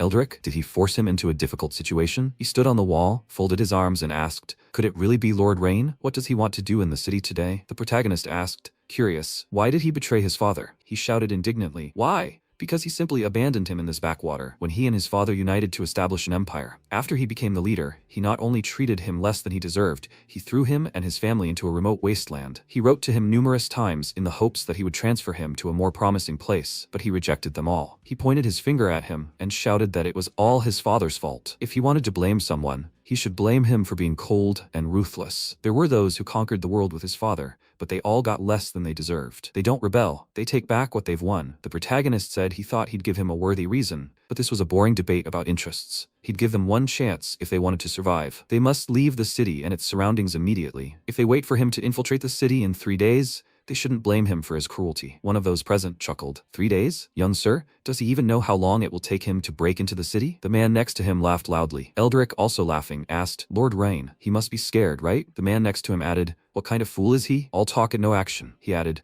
"Lord Rain, if he's so confident, would he dare make a bet with him?" The protagonist asked, "What bet?" He replied that if he couldn't penetrate Esling within 3 days, he would humbly surrender and allow him to rule over it. MC asked if he broke through. He laughed in response and said that if he broke through, he could do whatever he wanted. So what? He dares to accept this bet? At this point, Selena turned to the protagonist and said, "There's no need to listen to him. They can fight them immediately." Leah added, "Lord Rain, she had already reported to the Grand Duke about Eldric's rebellion. They need to wait for the Duke to send his troops to defeat them. There's no need to make such fearless bets with him." Eldric said, "Lord Rain, why isn't he answering? Is he afraid? He should be afraid. He just said he would break into the city in 3 days. And now he's just a coward. If there's a chance, he should accept the bet. Is he scared?" The protagonist said that since he wanted to humiliate himself, he would satisfy him and accept the bet. He hoped that they could keep their promise in 3 days. He replied, "Okay, everyone present is a witness. The deal is done. By the way, Lord Ryan, he almost forgot to tell him something. The Orvis Empire army received news of his rebellion. It's unlikely to reach the border fortress in 10 days.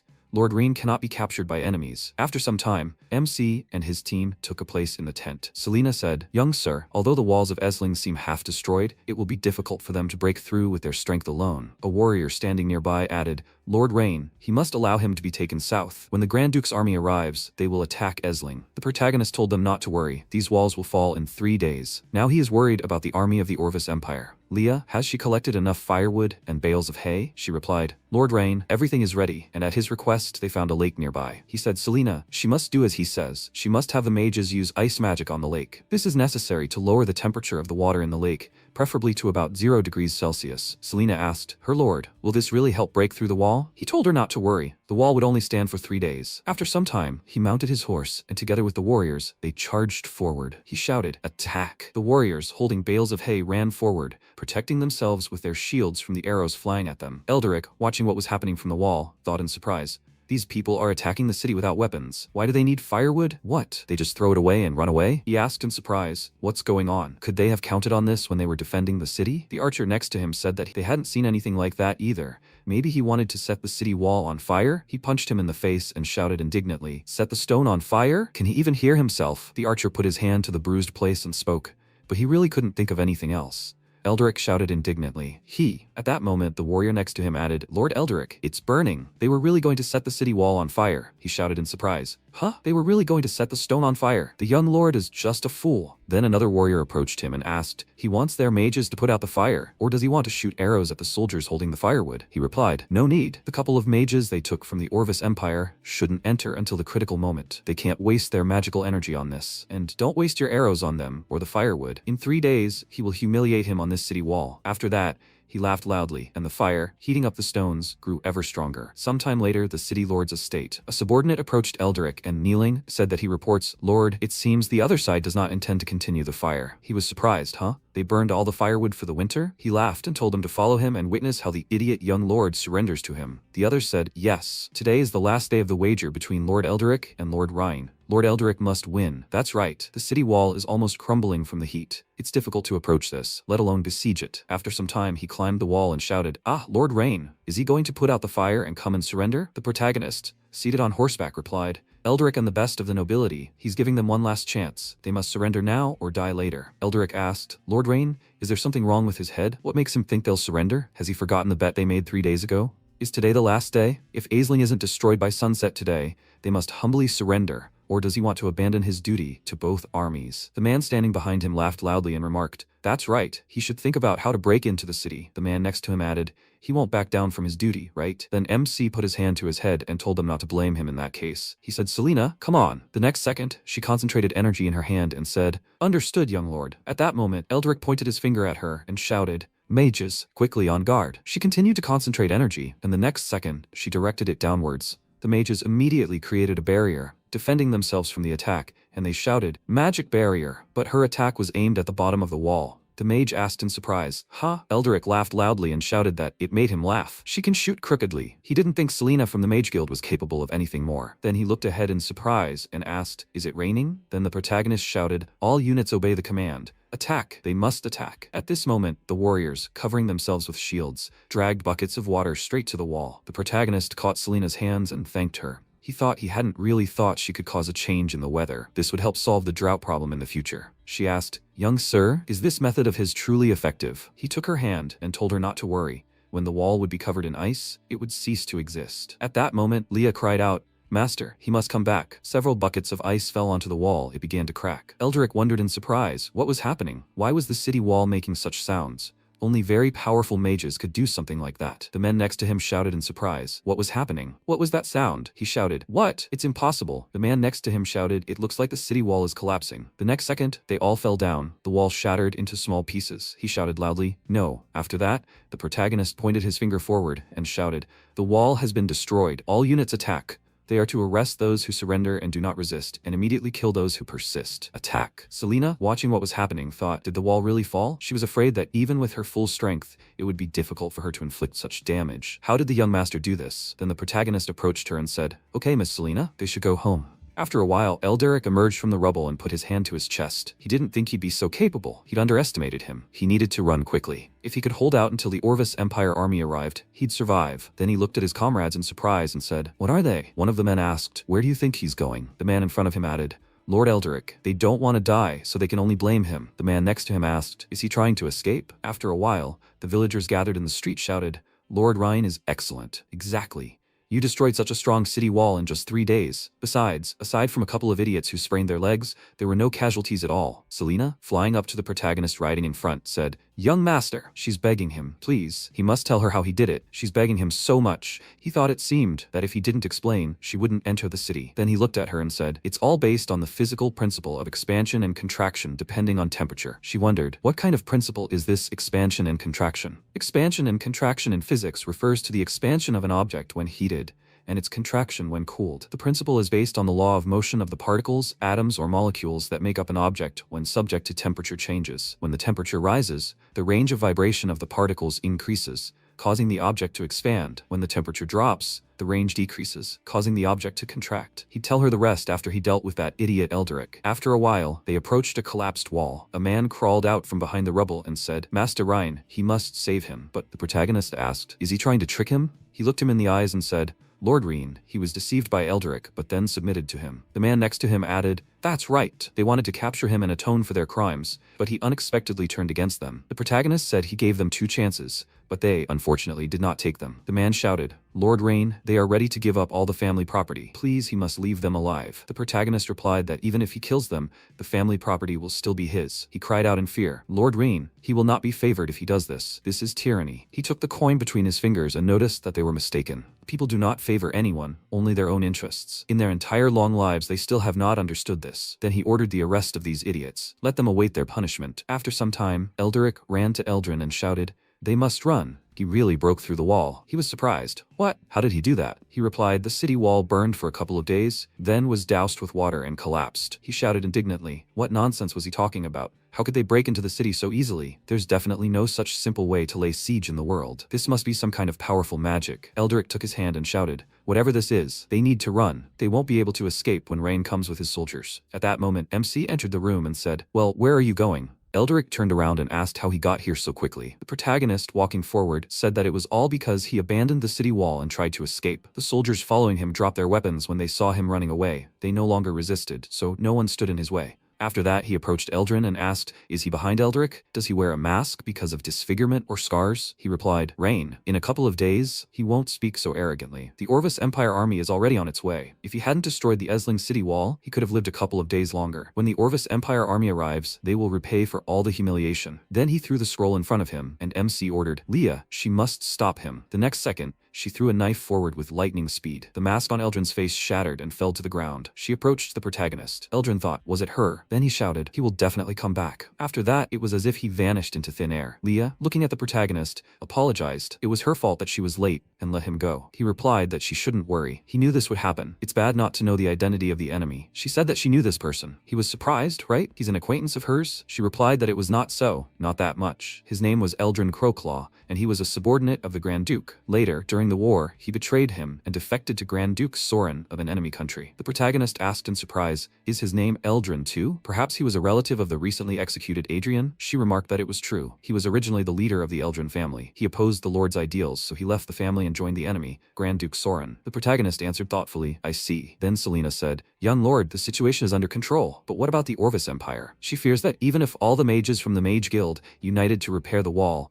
they wouldn't have time. The magic from the young lord's thermal expansion had caused too much damage. He told her not to worry. He would find a solution. After some time, he came out to the square where the residents had gathered. Selena, standing nearby, thought, the young master clearly wants to calm the people, but what will he say to prevent panic? The next second, he took out a megaphone and shouted, "Can they hear him? He has something to say. The Orvis Empire army has advanced on them. They will be here in a few days." Did everyone hear this? The villagers trembled in fear. They were shouting, "What? An army?" Selena, perplexed, shouted, "Young master, what is he doing?" The villagers were perplexed. "What? The Orvis Empire is attacking them again. They retreated in the spring. Why did they come back again?" The man, looking at his comrade, said that they should pack their belongings and flee. He replied, but he lived so well under the rule of Lord Rain. Selena said, "Young master, he is too impulsive. You can't tell people such things." He asked, "Why?" She replied, "When people hear that they are about to be attacked, they intuitively expect protection from the army. They have no military training. It is difficult for them to remain calm when a threat looms over them." He replied, "Miss Selena, she misunderstood. On the battlefield, only the commander should be calm. The soldiers are the last to remain calm." She was surprised. "What?" Then he held out a letter and shouted. It was a letter of challenge sent to him from the Orvis Empire. It says that Esling is teeming with scum and fools who do not dare to defend their homes and will flee, leaving it alone. The villagers were surprised. What? How dare these idiots write such a thing about them? Damn it, these idiots take their food every year. This time they will not accept it and will fight to the end. Then MC shouted, "It seems the Orvis Empire doesn't know them at all. They are not scum and fools, are they?" The villagers shouted, "Yes, they will fight back. They will lose nothing if they give up 1 for 1, but they will gain blood if they exchange 1 for 2. The protagonist shouted, "Excellent. Everyone has enough courage to fight." Then he, Rain Edgar, swears that he will lead them to drive the Orvis Empire from their lands. The villagers shouted, "Hooray!" Sometime later, in Lord Esling's estate, the protagonist was examining a document. Leah approached him, holding a cup of drink, and said, "Please, he should have a cup of tea and rest." He replied, "There is no time to rest, Leah. We need to find a solution before the Orvis Empire arrives. Otherwise all of Esling will be captured by them." Leah asked, what was he talking about today? He put his cup back on the saucer and replied, it was a lie to calm the villagers. If the people panic, the city will be destroyed. It will be difficult even to ensure a proper evacuation, and people will do everything in a panic. She said, he must let her take him out of the city. She can't bear to see the danger looming over him. He told her not to worry. He asked Malcolm and Selena to get the children, the elderly, and the women out. It's not time to give up yet. Then he picked up the book and thought, is this serious? He'll ask Leah. Then he handed the book to her and asked if she knew what this dark green divine oil was. She answered thoughtfully. As far as she remembered, it was something flammable. It seemed witches used it during rituals. The oil is a very rich color, dark red, gold, dark green, black, brown, transparent. The color of the oil depends on the content of gum and asphaltene. The higher the content, the darker the color. MC thought, flammable oil? Really? Then he shouted, hurry, she must let him look at it. The book says it's in the pantry. After some time, they approached the door,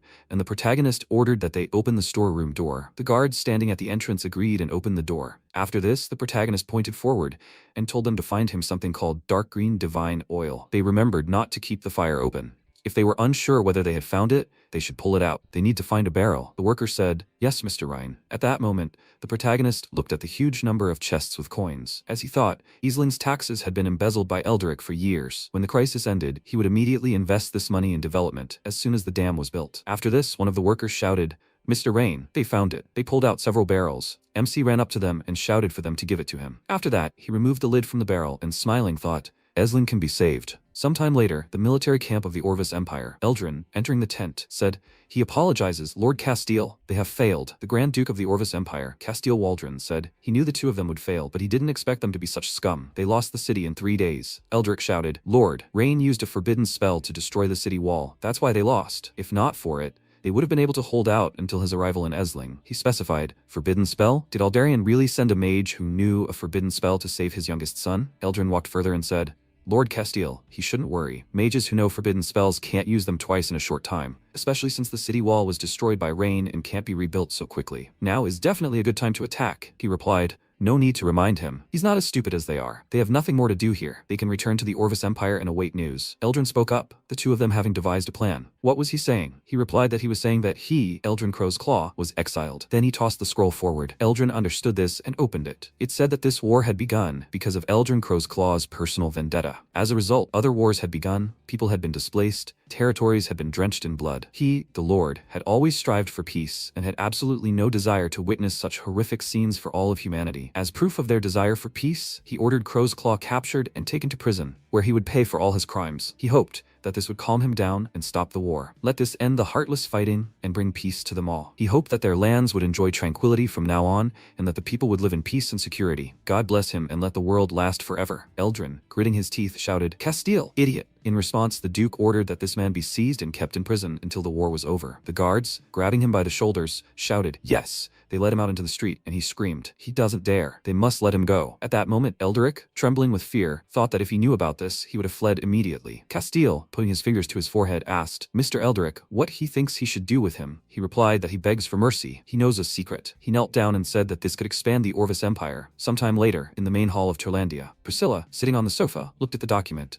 This is Ryan's elder sister, ruler of the Turlandia territory. Gwen approached her and said, a letter on behalf of Mr. Ryan written by Leah Alice. Priscilla thought, how is Rain now? She needs to go see him when she has time. Then she opened the letter and shouted in surprise, idiot, Gwen, she must call this idiot Willis Holker. She put her hand to her chest and answered, yes, Miss Priscilla. After some time, Willis knelt before her and asked, Senior Miss, what happened? She shouted, Willis, he is so brave. Dare to rebel. He asked in bewilderment, Senior Miss, what is she talking about? How can she believe such an obvious lie? They opened the trade route with her help last month. They have no reason to rebel. She threw the letter in his face and shouted, the evidence is irrefutable. He still dares to invent an excuse. He must see for himself. Then he took out a letter that said, Dear Miss Priscilla, she hopes this letter will be delivered on time, despite her schedule. Since Lord Ryan arrived in Esling, he has discovered that things are not as peaceful as he thought. The city's lord, Eldric, has teamed up with the Grand Duke of the Orvis Empire to attempt a rebellion and has conspired with the Esling nobility, including the head of the border guards, General Caesar. Although Caesar was captured and neutralized thanks to Lord Reen's resourcefulness, she must be vigilant of the other members of the Holker family, and she must not underestimate their cunning and calculation. She hopes that she can send troops to support Lord Ryan and help against the advancing army of the Orvis Empire. Best wishes had made, Leah Alice. Willis, after reading all this, thought, what? Priscilla asked if he had anything to add. He shouted, Head miss, this is that idiot Caesar's personal fault. This has nothing to do with the Holker family at all. Yes, he wrote to that idiot Caesar last month, asking him to listen to Mr. Ryan's words. Please, she must make an unbiased decision. She thought his reactions and actions seemed sincere. Was this really Caesar's idea? He added. Eldest miss, she must give the Holker family a chance. They will prove their loyalty. She asked, what kind of chance do they want?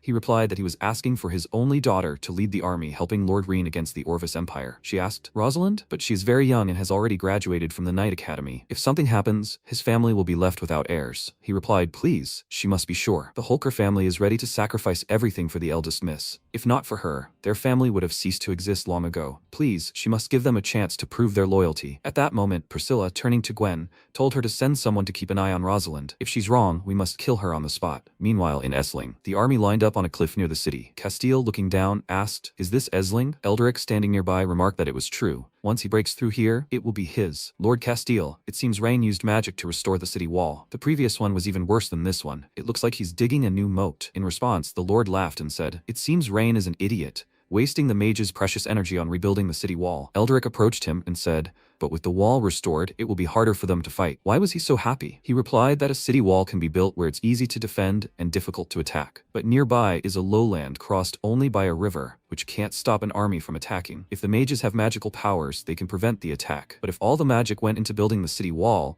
they would be useless because they wouldn't be able to use their powers during an attack on the city. Eldric said happily, exactly. He really is very wise. At that moment, a knight approached them and said, Lord Castile, they don't need to storm this fortress if they want to capture the city. They can send troops to surround it, then they can go straight to the city to isolate it. Castile turned his gaze to him and asked what he meant. He thought the Duke was incapable of conquering a fortress. He knelt down and replied that he had misunderstood. He meant that it could reduce the number of casualties. After all, it was a siege. He said that in war, everyone dies. Besides, some of the troops they arrived with were new recruits. This city could be used for their training. He agreed. After that, he rose into the sky and said, they must go. They will give this young lord a dressing down. Maybe he'll give up the moment he sees the Duke. The mage flew after him and agreed. Meanwhile, the protagonist looked at the system window in front of him, and it said, Ascension of 5 heroes with high-level attributes is in progress. 0 out of 5. He said he didn't have time to look for anyone. This quest has been pending for half a month. He needs to think of a solution quickly. Leah, standing opposite, said, Lord Rain, the Grand Duke of the Orvis Empire, Castile, and his mage want to see him outside the city. After some time, the MC walked out onto the wall, and the soldiers standing there noticed him. After that, Castile, hovering in the sky, shouted, Rain, the Grand Duke is giving him a chance. The protagonist pointed at him and asked, is this fool really Grand Duke Castile? The soldiers laughed loudly, and Leah said, that's right, Lord Rain, this fool is Grand Duke Castile. At that moment he shouted, fool, how dare he show such disrespect? Even his father hadn't dared to despise him so much. The protagonist shoved his hands into his pants pockets and asked, Grand Duke Castile, what on earth does he want here? He shouted that he was here to give him a chance to beg for forgiveness. If he didn't surrender now, he would turn this place into a river of blood. He replied that he would give him a chance too, but if he didn't want to die here, he must immediately send his army back to his territory. Castile looks down on the castle. He sternly exclaimed that it seemed the protagonist truly didn't know right from wrong. The Duke personally led an army of 10,000 men to the city. If MC doesn't want to die, he must surrender immediately. Rain closed his eyes and asked Leah to teach the Duke a lesson. She lifted her dress and revealed the knives attached to her leg. Leah quickly pulled out a knife and threw it towards the enemy. The mage instantly covered the Duke, and directing a stream of mana from his hand, asked Castile to be careful. A magical shield surrounded the mage and the Duke. The knife pierced the shield with tremendous force and left a scratch on Castile's face. The mage worriedly asked, is Castile all right? The Duke clenched his teeth in anger and said it was a curse. The protagonist calmly crossed his arms and clarified that it was a warning. Next time, his maid would hit the target right away. Castile turned his head to the side and ordered the mage to leave. MC ordered Selena to prepare for battle because they were about to attack the city. She instantly agreed with him. After some time, the knights announced their return. The knight looked at the Duke and asked, what happened? Castile exclaimed seriously,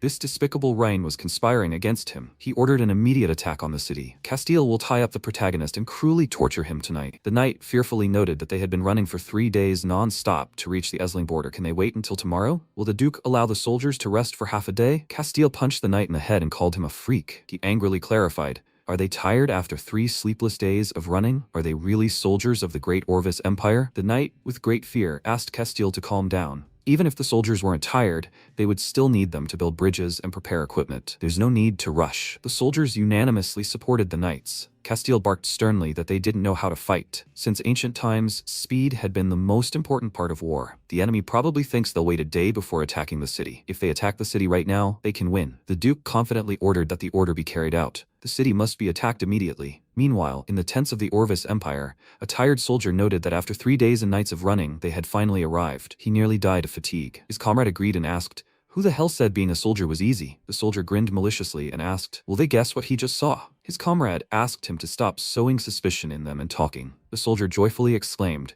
that he saw them chasing a sheep. "They will have a good dinner today." His comrade raised his fists enthusiastically, and the soldier shouted that after 3 days and nights of running, he would finally be able to eat well. The commander ordered everyone to gather and prepare to attack the city. A soldier approached him and yelled that they had been running for 3 days and 3 nights.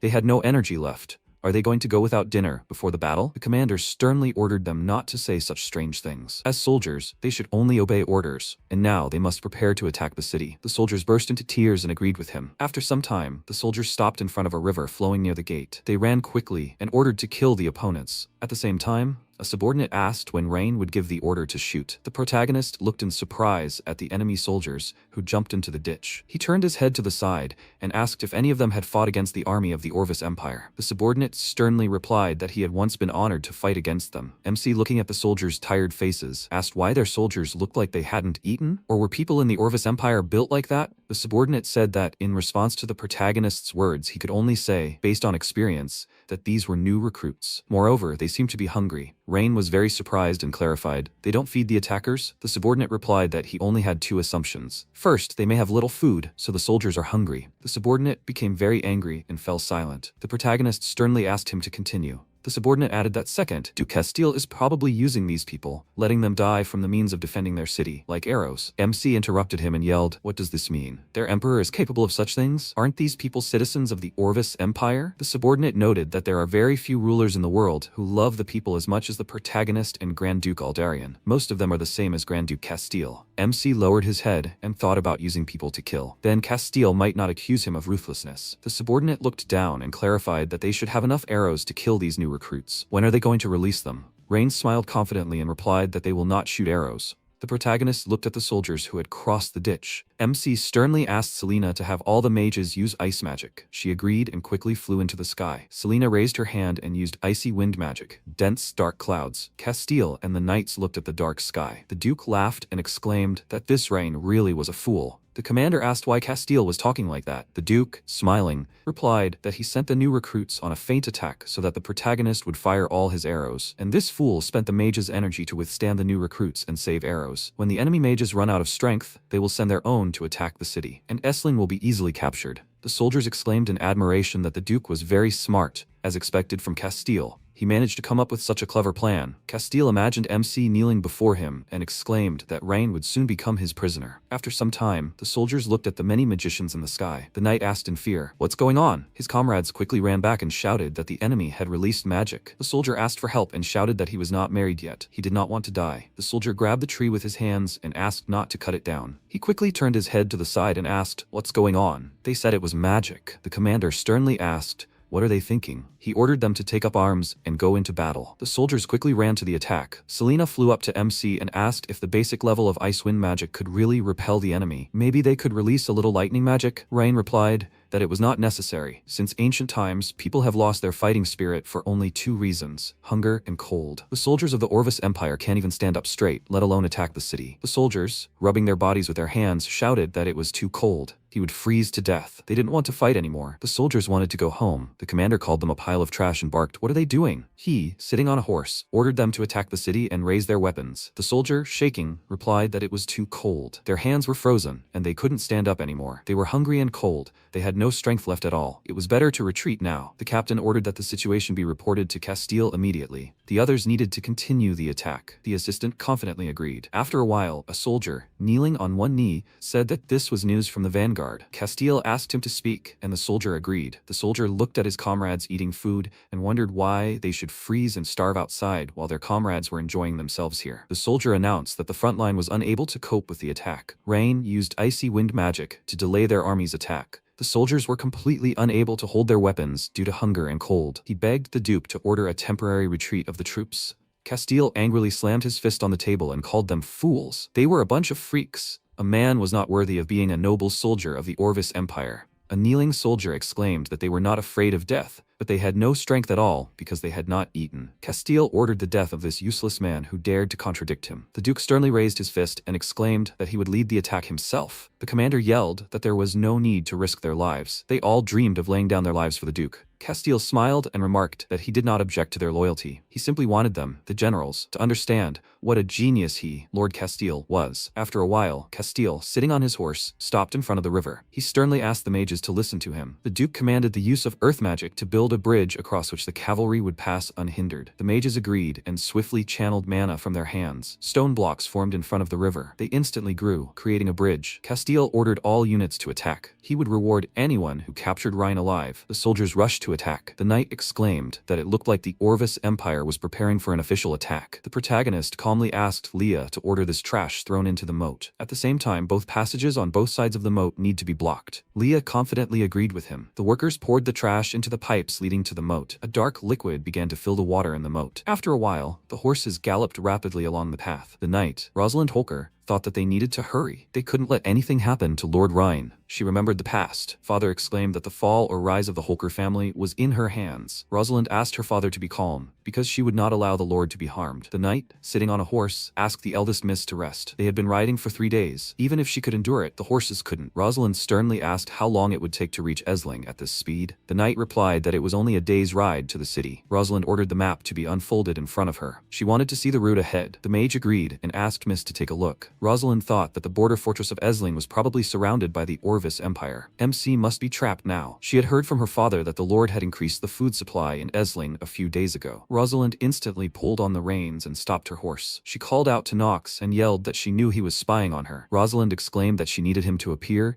and they would discuss countermeasures. The knights were very surprised when they saw something. A hand emerged from the magical portal. Knox Old instantly emerged from the portal in front of Rosalind. The knight ordered to protect the lady and shouted, "Who is this?" Rosalind raised her hand in front of the knight. She asked if it was Knox. He calmly clarified that if she had something to say, she should speak quickly. Rosalind said she would send a detachment to reduce the Orvis Empire's food supply and take advantage of the situation to capture all the soldiers under Esling. She knows that Priscilla sent Knox to follow her, but now she needs his help. Knox clarified that his mission was to kill Rosalind if she harmed Lord Rain. He hadn't received orders to help her. Rosalind smiled and clarified, she knows, but none of them want anything to happen to the protagonist, right? Knox turned his head to the side with displeasure and asked what she wanted from him. Rosalind said she would lead an army around Esling to attack the rear of the Orvis Empire army. Knox would block the waters at the top of the ditch near the border fortress and wait for her mage's signal, after which he would immediately direct the flow of water downwards. Rosalind was going to drown all the dogs of the Orvis Empire here. Meanwhile, in Warshala, the Elf Queen took the sheet and exclaimed that she hoped they could reach a consensus and try their luck together. She asked to speak and clarified what her comrade thought. Eldria sternly replied that humans were so greedy and cunning,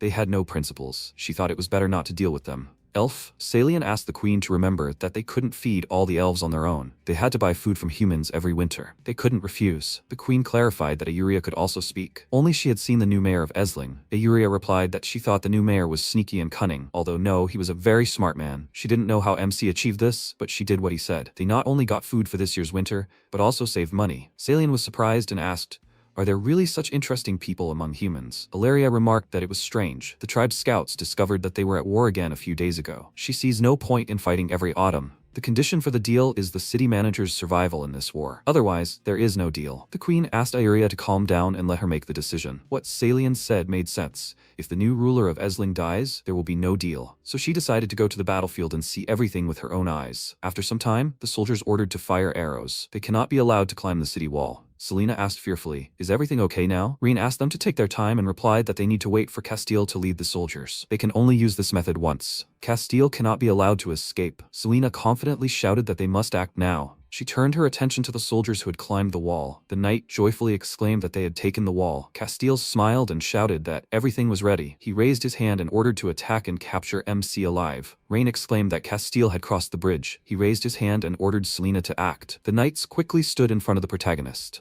The soldier resolutely ordered to kill the opponents quickly. They must not be allowed to approach Mr. Rhine. The protagonist called out to Selena and asked her to quickly release a fireball into the moat. Selena agreed and used low-level magic, a fire spell. She directed the fireball towards the moat. Castile fearfully asked the mages to be careful. The enemy is using fireball magic. This is their last counterattack. They must endure it. The mages quickly used high-level magic, barrier magic. They stopped the fireballs with a barrier. The soldier noted that they were wasting the mage's magical power. What if the enemy has a hidden plan? Castile smiled confidently and, laughing, shouted, "What kind of hidden plan could the enemy have? All the magic of the MC mages was used up by this icy wind. Is this fireball the last drop of magic that the protagonist's mages could use? If they can withstand the enemy's final counterattack, victory will be theirs." Fireballs flew towards the water at great speed. Castile laughed ominously and exclaimed that he told you the mages were out of strength. Even a simple fireball spell didn't reach its target. The soldiers enthusiastically noted that Castile was a true military genius. The Duke will conquer Esling, and then the rest of the empire will surrender. Castile said that this ruler is known as one of the two pillars of the empire. Like this child in front of them, a powerful explosion instantly thundered and destroyed the bridges. Castile looked at the flames in fear and screamed, "What is this? How is this possible? What kind of curse is this?" He fell into a stupor and wondered how such powerful magic could appear in the moat. The soldiers shouted, "What's going on? Why is everything on fire?" Castile wondered, how could this happen? He had already sent away all the soldiers. If they were all surrounded by fire, they would burn to ashes. This young man was not human. The Duke quickly looked at the protagonist and thought that MC was the devil. Rain wanted to burn 100,000 people alive. A soldier called out to Castile and asked him to order a retreat. Castile decisively raised his fist and ordered the mages to put out the fire immediately. The mages replied that they had no more magical powers. The last of their magic had just been used on the magical barrier. Selena wondered, was this magic already at the level of forbidden spells? Forbidden magic was created with just 2 barrels of oil? It didn't even take magic? The protagonist was watching what was happening, listening to cries for help. He put his hand to his head and thought, in order to prevent his people from ending up in this situation, the protagonist must develop the industry as soon as possible. MC headed for the exit and said that he was leaving the rest to Selena. She confidently agreed with the Lord. Selena raised her hand and ordered all the mages to listen. They must immediately repel all soldiers of the Orvis Empire. Flames engulfed the area near the gate. The commander called out to Castile and ordered him to come here. The Duke raised his hand, breathing heavily. After a while, Castile asked, "Where are the guard soldiers?" He raised his head and noticed a flash in the sky. The sword quickly plunged into the ground and the Duke fell to the floor. He asked in fear, "Who is it?" Rosalind sternly squeezed the hilt of the sword with her hand and noted that, judging by his attire, he must be nobility of the Orvis Empire. She had been looking for him for a very long time. Castile shook with fear and clarified what she wanted to do. Rosalind ordered him to speak and asked where his main forces were. "Is Lord Rhine safe?" She hit Castile on the head with a rod several times with force. Castile grabbed his head with his hands and yelled that he would tell everything. The main part was burned to death by the protagonist's forbidden magic. "He is the Grand Duke of Castile. She shouldn't be in his face." Rosalind resolutely raised her fist and barked, "How dare he tell her such an obvious lie? He takes her for a fool." Rosalind ordered to knock him down and beat him until Castile tells the truth. Sometime later in the tent, Rosalind asked how things were going. The knight replied that this freak is stubborn, insisting that he is the Grand Duke of Castile. He said that Lord Rain used a forbidden spell, burning his army of 100,000 people to death on the border of Esling. Rosalind slammed her fist on the table in rage and screamed that it was a curse. She ordered to continue beating Castile. Beat him until he tells the truth. Besides, let the army rest where it is, and when dusk comes, attack the border fortress and ease MC's suffering. The knight calmly agreed. Rosalind left the tent and thought that, judging by the words of this freak, there was an earthen bridge that they left during the attack on the city, which helped them get closer. But if they want to break into the fortress, they first need to lure them out of there, and then team up with the mage Miss Priscilla. If she bypasses the fortress and heads straight for Esling, Rosalind heard the rustling of leaves. She yelled that someone was approaching. The enemy was attacking. The knights quickly covered her and asked her to be careful. They ordered the enemy to leave. Their entire army is warned. They won't be able to attack unexpectedly. The elves instantly left. Rosalind wondered, are these elves? Are they in cahoots with the Orvis Empire? She confidently exclaimed that the elves had conspired with the Orvis Empire to harm the protagonist.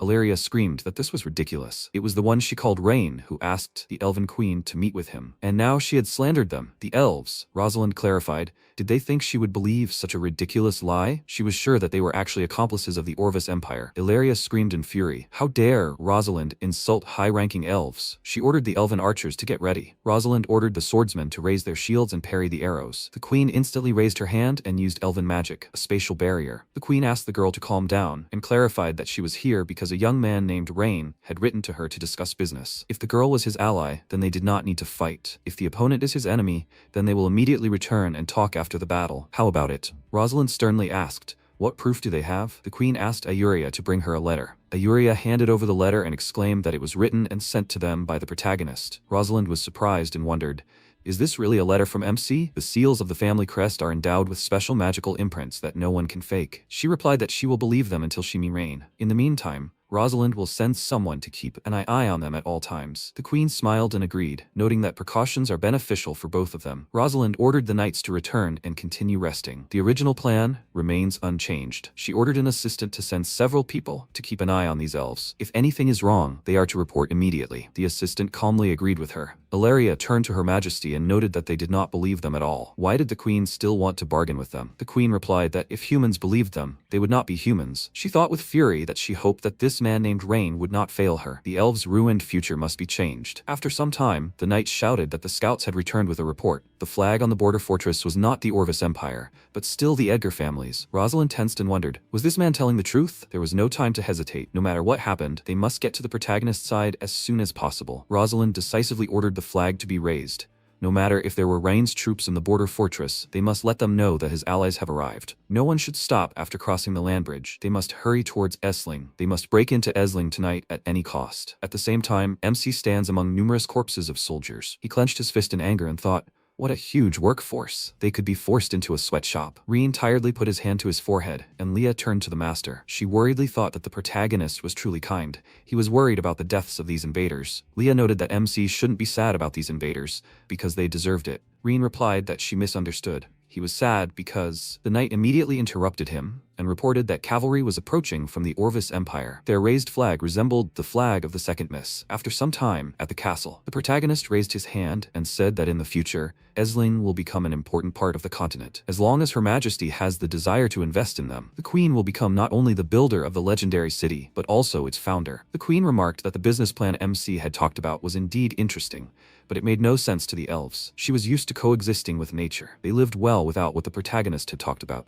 Rain, smiling, raised his finger and exclaimed that this was not so. If these were Her Majesty's true thoughts, then she was thinking narrowly. Demand was never born on its own. It was created. The queen raised her hand and remarked that some of his human needs meant nothing to the elves. She apologized for talking too much. Many human empires had collapsed because of their own desires. Rain crossed his arms and said that she was right. The human empire would collapse because of desires. But desire is the impetus that motivates the world to progress. People wanted to fly in the skies, so they invented airplanes. People wanted to swim underwater, so they invented submarines. People wanted to explore the universe, so they invented spacecraft. One day, the queen will stand on a tall building and contemplate all living things. The protagonist guarantees that she will experience a satisfaction she has never known before. The queen was stunned and thought she didn't understand a word this man was saying. What planes and submarines? She calmly noted that his confidence was atypical for the people she had seen. But the protagonist must not forget that they, elves, are different from humans. For thousands of years, they have not been hostage to desires. Elves cannot change this for the sake of the trading districts MC spoke of. Ryan confidently agreed and said that as long as she has the desire to invest, the queen will have the opportunity to see a different future. The queen firmly believed that this is the future of the elves. If she unites with humans, she can change the future she has seen. The queen noted that the protagonist can indeed speak, but it is still not enough. She needs time to discuss this with her compatriots. MC agreed and clarified that he would be expecting her contributions at any time. Rain raised his hand and asked Leah to bring it. He handed the letter to the queen, and she asked what it was. MC replied that it was an invitation to the Esling Dam completion ceremony. It was a special place. He begged her to take the first step for the city's industry. At the same time, the knight, galloping swiftly on a horse, shouted that this was breaking news. Lord Rain was unharmed. He cleared the battlefield under the border fortress. Rosalind wondered, didn't the Orvis Empire bring an army of 100,000 people? Was the Duke really telling the truth? Did forbidden magic really help the protagonist? Never mind, she didn't have time to worry about it now. She needed to hurry to MC. After a while, the horses instantly began to stop in front of the Esling gates. Rosalind turned her attention to the gates and pulled the reins to stop her horse. She dismounted, and the knight asked the eldest miss to come here. After some time, in the castle room, Rosalind stood before the protagonist, who was sitting on the couch. She knelt down and introduced herself, explaining that she was a knight sent by Priscilla to assist MC. Rosalind hadn't made it to him when she was needed, and was asking for her punishment. Rain asked, his older sister asked her to come here. Rosalind confirmed this, and the protagonist asked, so why did she come from the Orvis Empire? Rosalind lowered her head and replied that they had received orders to come to their aid 3 days ago. She assumed MC had abandoned the border fortress and returned to Esling, so she ordered the army to surround it and block the Orvis Empire's retreat. Rain, astonished, clarified, they arrived here from his sister's lands in 3 days?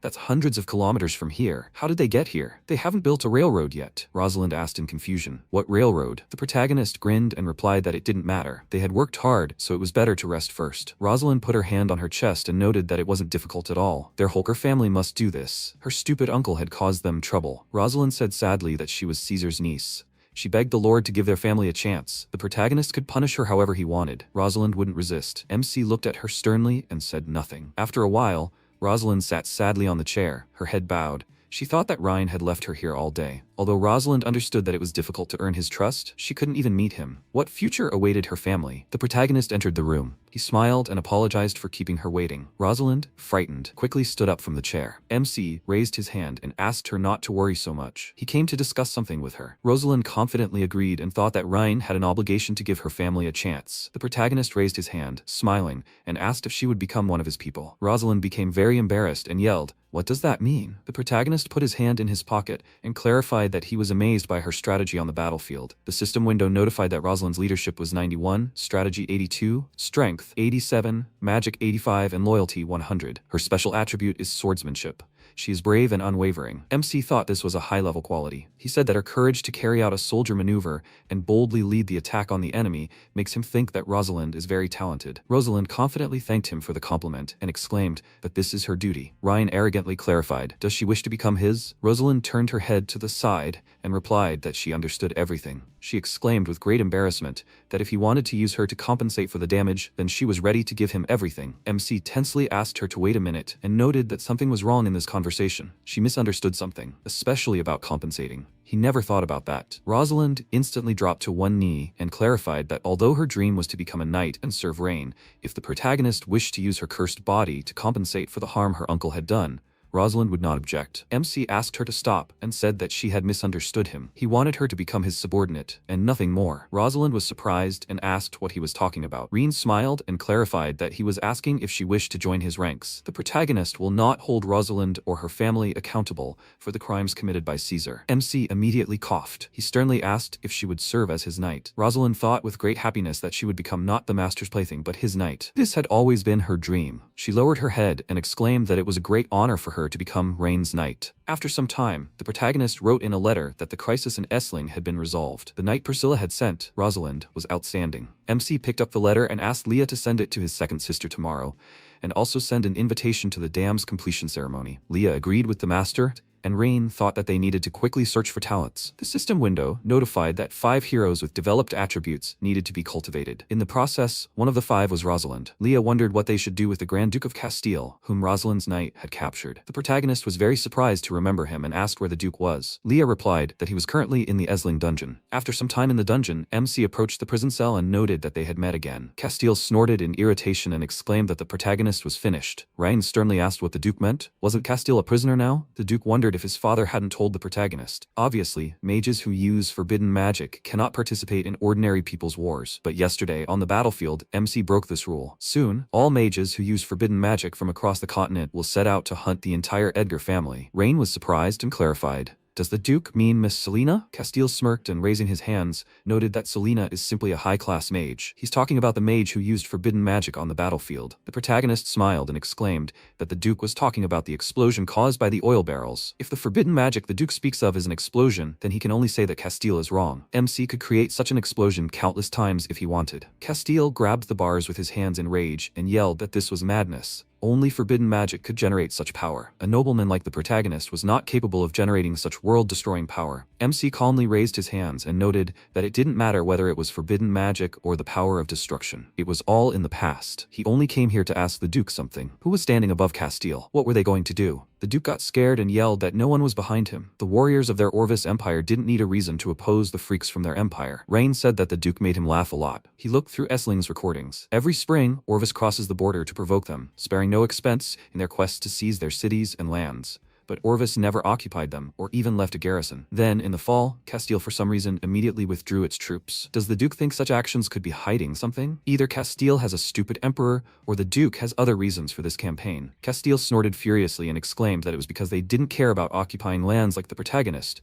This was necessary for the Orvis Empire to show the world its strength. Ryan clarified. Or was the Duke testing something unknown? Castile froze in fear and barked that he didn't understand what MC was talking about. Rain asked the Duke to think about it carefully in the dungeon. He headed for the exit and thought that every year's invasion looked like a senseless drama. There must be a conspiracy behind this that he hadn't yet unraveled. We need to develop industry immediately. The protagonist feels deceived, and this brings little pleasure. 10 days later, in Selenda, the haven of the Silver Wave, Priscilla looked at her brother's letter. Priscilla asked Gwen to tell that fool Villas tomorrow that her brother is pleased with his daughter. Now, he can calm down. Priscilla's subordinate, Gwen, holding her hands behind her back, agreed with her mistress. Priscilla noted that this invitation letter spoke of the dam's completion ceremony. Does she know what kind of dam this is? Gwen disagreed and replied that her poor servant knew too little and lacked experience to understand the young master's brilliant wisdom. Priscilla smiled and suggested going to the land of Rhine in a few days to see this dam. Gwen calmly agreed, and Priscilla, raising her hand, asked the servant to help her find several girls Rosalind's age. She wants to see what type her brother likes. Sometime later, in the imperial palace of the Orvis Empire, the emperor of the Orvis Empire exclaimed that the capture of Grand Duke Castile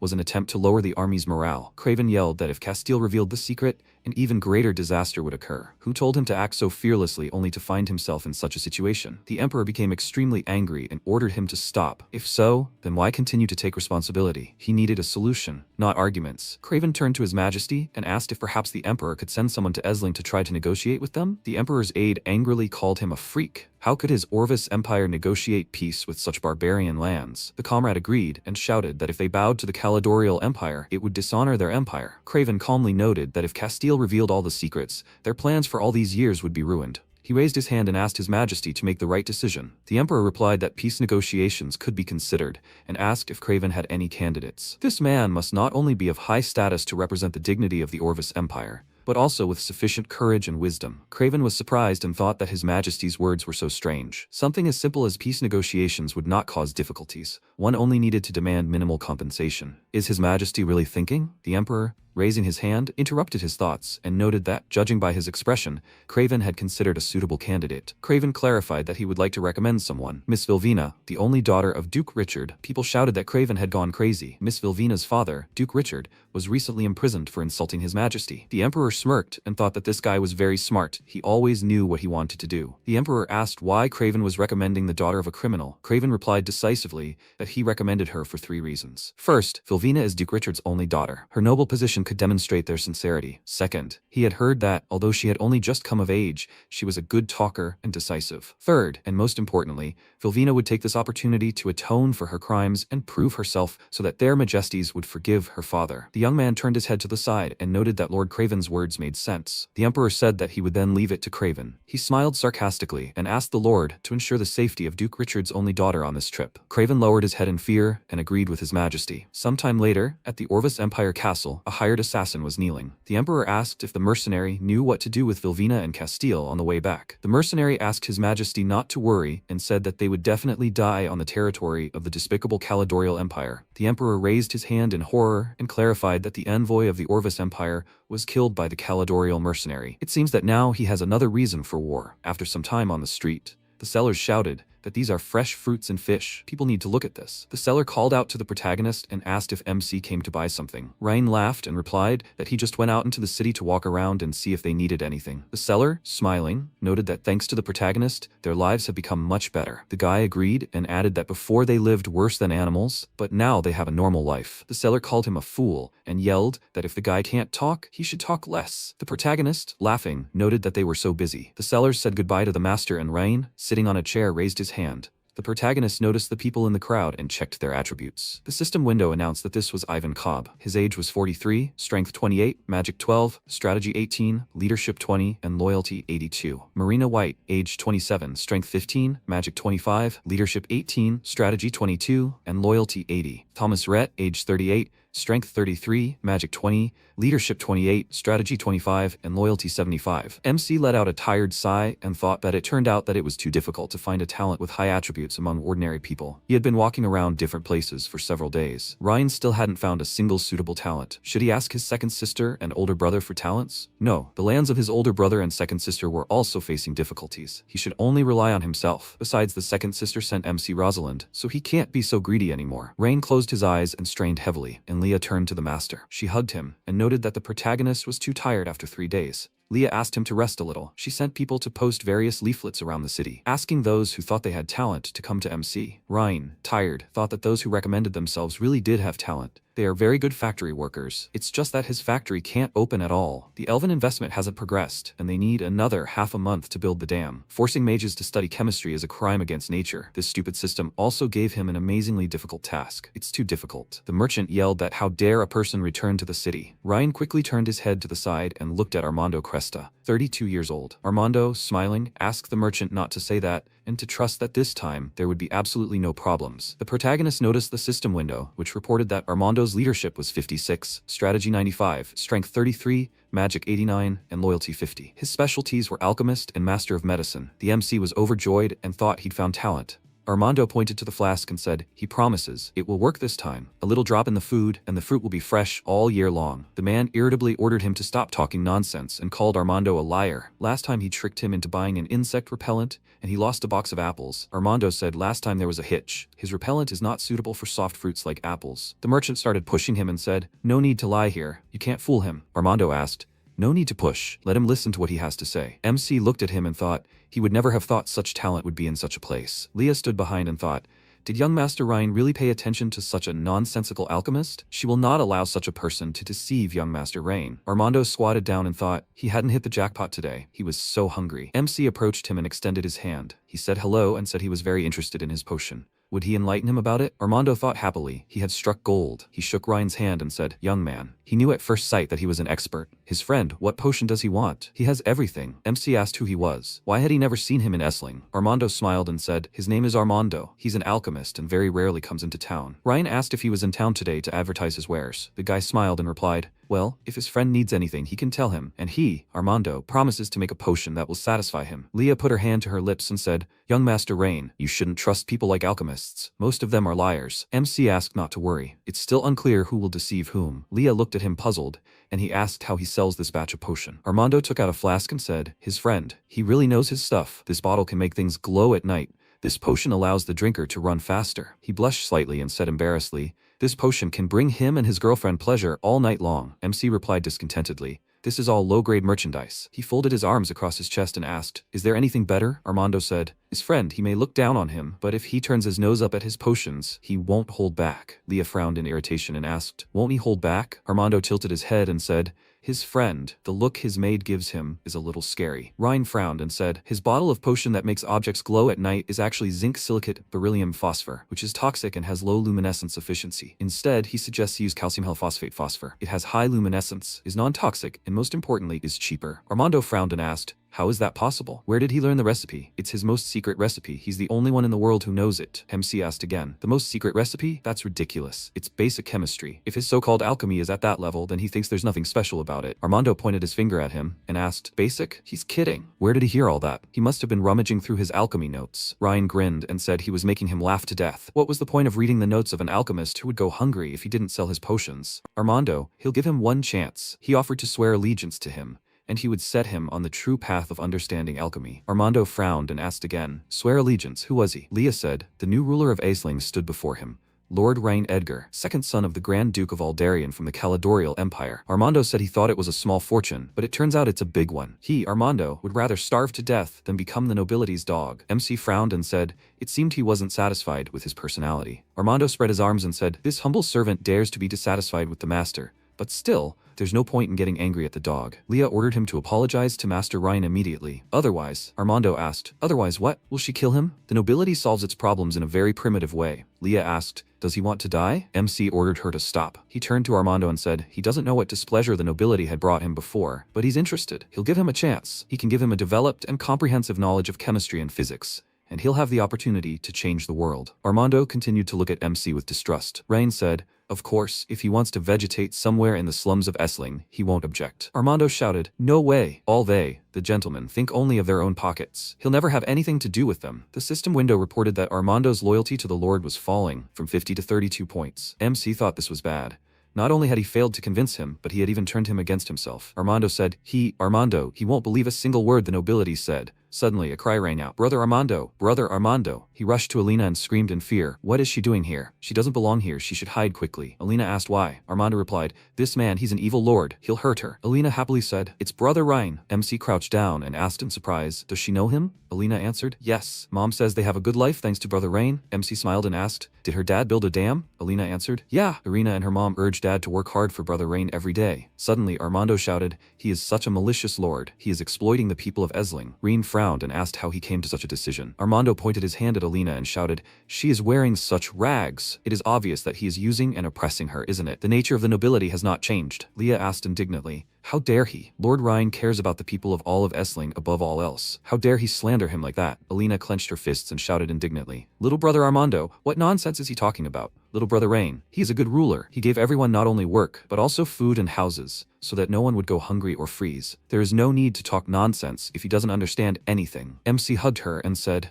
Armando, Alina, and the others cannot wear good clothes mainly because the light industry is not developed yet. When this develops, people from all over Esling will be able to wear beautiful clothes. Armando said, although he doesn't understand what the light industry is, he is firmly convinced that no lord will care about the people. He corrupts the nobility and is just trying to line his wallets. He is not interested in watching the nobility pretend to be good lords. Alina, she needs to be more careful with them too. He turned away, and Alina began to stomp in anger. MC thought, no, he can't let this guy get away. Such talent cannot be lost. Ryan followed him, when suddenly he stopped and narrowed his eyes, asking what happened. He fell to the ground and Leah screamed, young Master Rain! Young Master Rain! After a while, he opened his eyes and saw Leah next to his bed. She happily said, young Master Rain. He finally came to his senses. MC asked her not to worry, he's okay. Leah asked, how can he be okay? He's been overworking himself. He hasn't had enough rest lately and he had to go out and look for talent himself. He was so tired today that he passed out. Reen extended his hand to hers and apologized for making her worry. He'll be more careful in the future. By the way, where's Armando? Leah replied that after he fainted, she immediately sent him to the estate. This alchemist Armando, he started to leave, but returned after he saw that he had fallen. MC asked in surprise, has Armando returned? Leah hugged MC and said, yes, he gave him medicine, saying that it would cure his ailment, and left. Rain asked, is it his medicine that eased his fever? Leah smiled and said, of course not. How could she give Mr. Ryan a medicine recommended by someone of unknown origin? She placed the medicine prescribed by Armando on the young master's table. The young master was cured by the town doctor. MC said he would go and take a look at the medicine he had prepared. Leah jumped up and asked young Master Rain to wait. She would bring it right now. MC looked at it and said, the color and texture looked quite professional. Tomorrow he would find a doctor and ask him how good the medicine was. Leah asked, young Master Rain, does he really want to hire him? It seems he is hostile to the nobility and terribly rude. MC said, of course. He is not only a real talent, but also a rare genius. He thought about it. The problem is that he is biased against the lords. It would be good to know the reason. After some time, Armando returned home and picked up a framed photograph. He stroked the photograph with his hand and said, teacher, today I met a strange nobleman. He was not only able to analyze his chemical formula at first sight, but also explained many things he didn't understand. Even Alina likes him very much. But don't worry, teacher. Those nobles will never deceive him. He will definitely complete her research and take revenge for it. He will make those greedy nobles pay for everything. Liesl Grant was the most outstanding alchemist in Esling 15 years ago. She was not only a genius in the field of alchemy, but also an idealist. She firmly believed that alchemy should serve the people, not the authorities. Liesl took in the homeless Armando. She not only raised him, but also passed on her knowledge of alchemy. The relationship between Armando and Liesl was warmer than that of a teacher and student. He treated her like a mother. Liesl taught him not only potions and how to construct complex mechanical devices, but also how to find a balance between humanity and morality. At that time, the study of alchemy caused discontent among the Esling nobility. The nobles broke into Liesl's house with their guards, stole the results of her research, and killed her for studying forbidden alchemy. Liesl died in an accident. Armando was only 15 at the time. Afterward, he collected all the notes and unfinished research left by Liesl and vowed to finish her work. Currently, Ayuria wiped away her tears and said,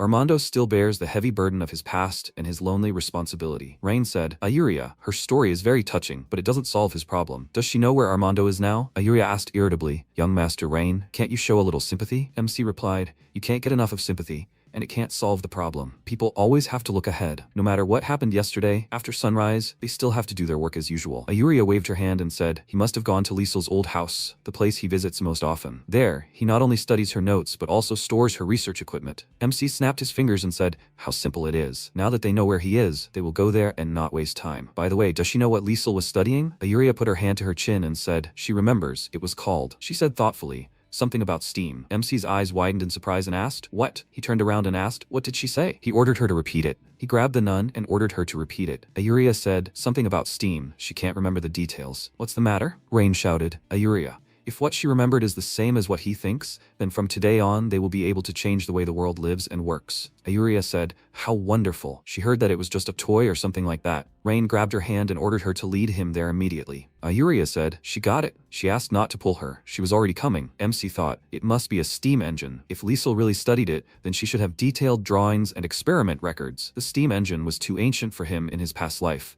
and he never studied it in detail. He only knew the theory and some historical facts. As a mechanical engineer, he has an almost innate understanding of mechanical parts. He always wanted to recreate the steam engine in this world, but he always lacked the actual drawings and the basic idea. If he can get the notes Liesel left behind, he will be able to unravel her research and restore the steam engine. From this moment on, the industrial era begins. After some time, Armando was sitting near the house and assembling an engine. A voice rang out, "Armando, is he here?" He quickly began to cover it up and thought he must not show what the mistress left behind under any circumstances. Armando approached MC and asked, "What are they doing here? They are not welcome here." Rain entered the area and asked where the notes his teacher left were. He wanted to see her research. Armando ran after him and shouted. Although he does not know where he found out about the notes, he advises him to give up this idea. He will never give them his teacher's notes. Eldria said, "Armando, they did not come to steal them. Young Mr. Rain simply came to see if there was anything left in Miss Liesel's notes that could help everyone in the city." Suddenly, Armando pulled out a knife and ordered them to get out. This is no place for vile nobles. Leah stood behind and thought, she can't let this idiot hurt Mr. Rain. She walked towards Armando, when suddenly MC stopped her and told her to leave it to him. Armando, he's such a fool. He can't even imagine what a steam engine is, let alone its true significance. Armando asked, "What?" MC frowned and asked,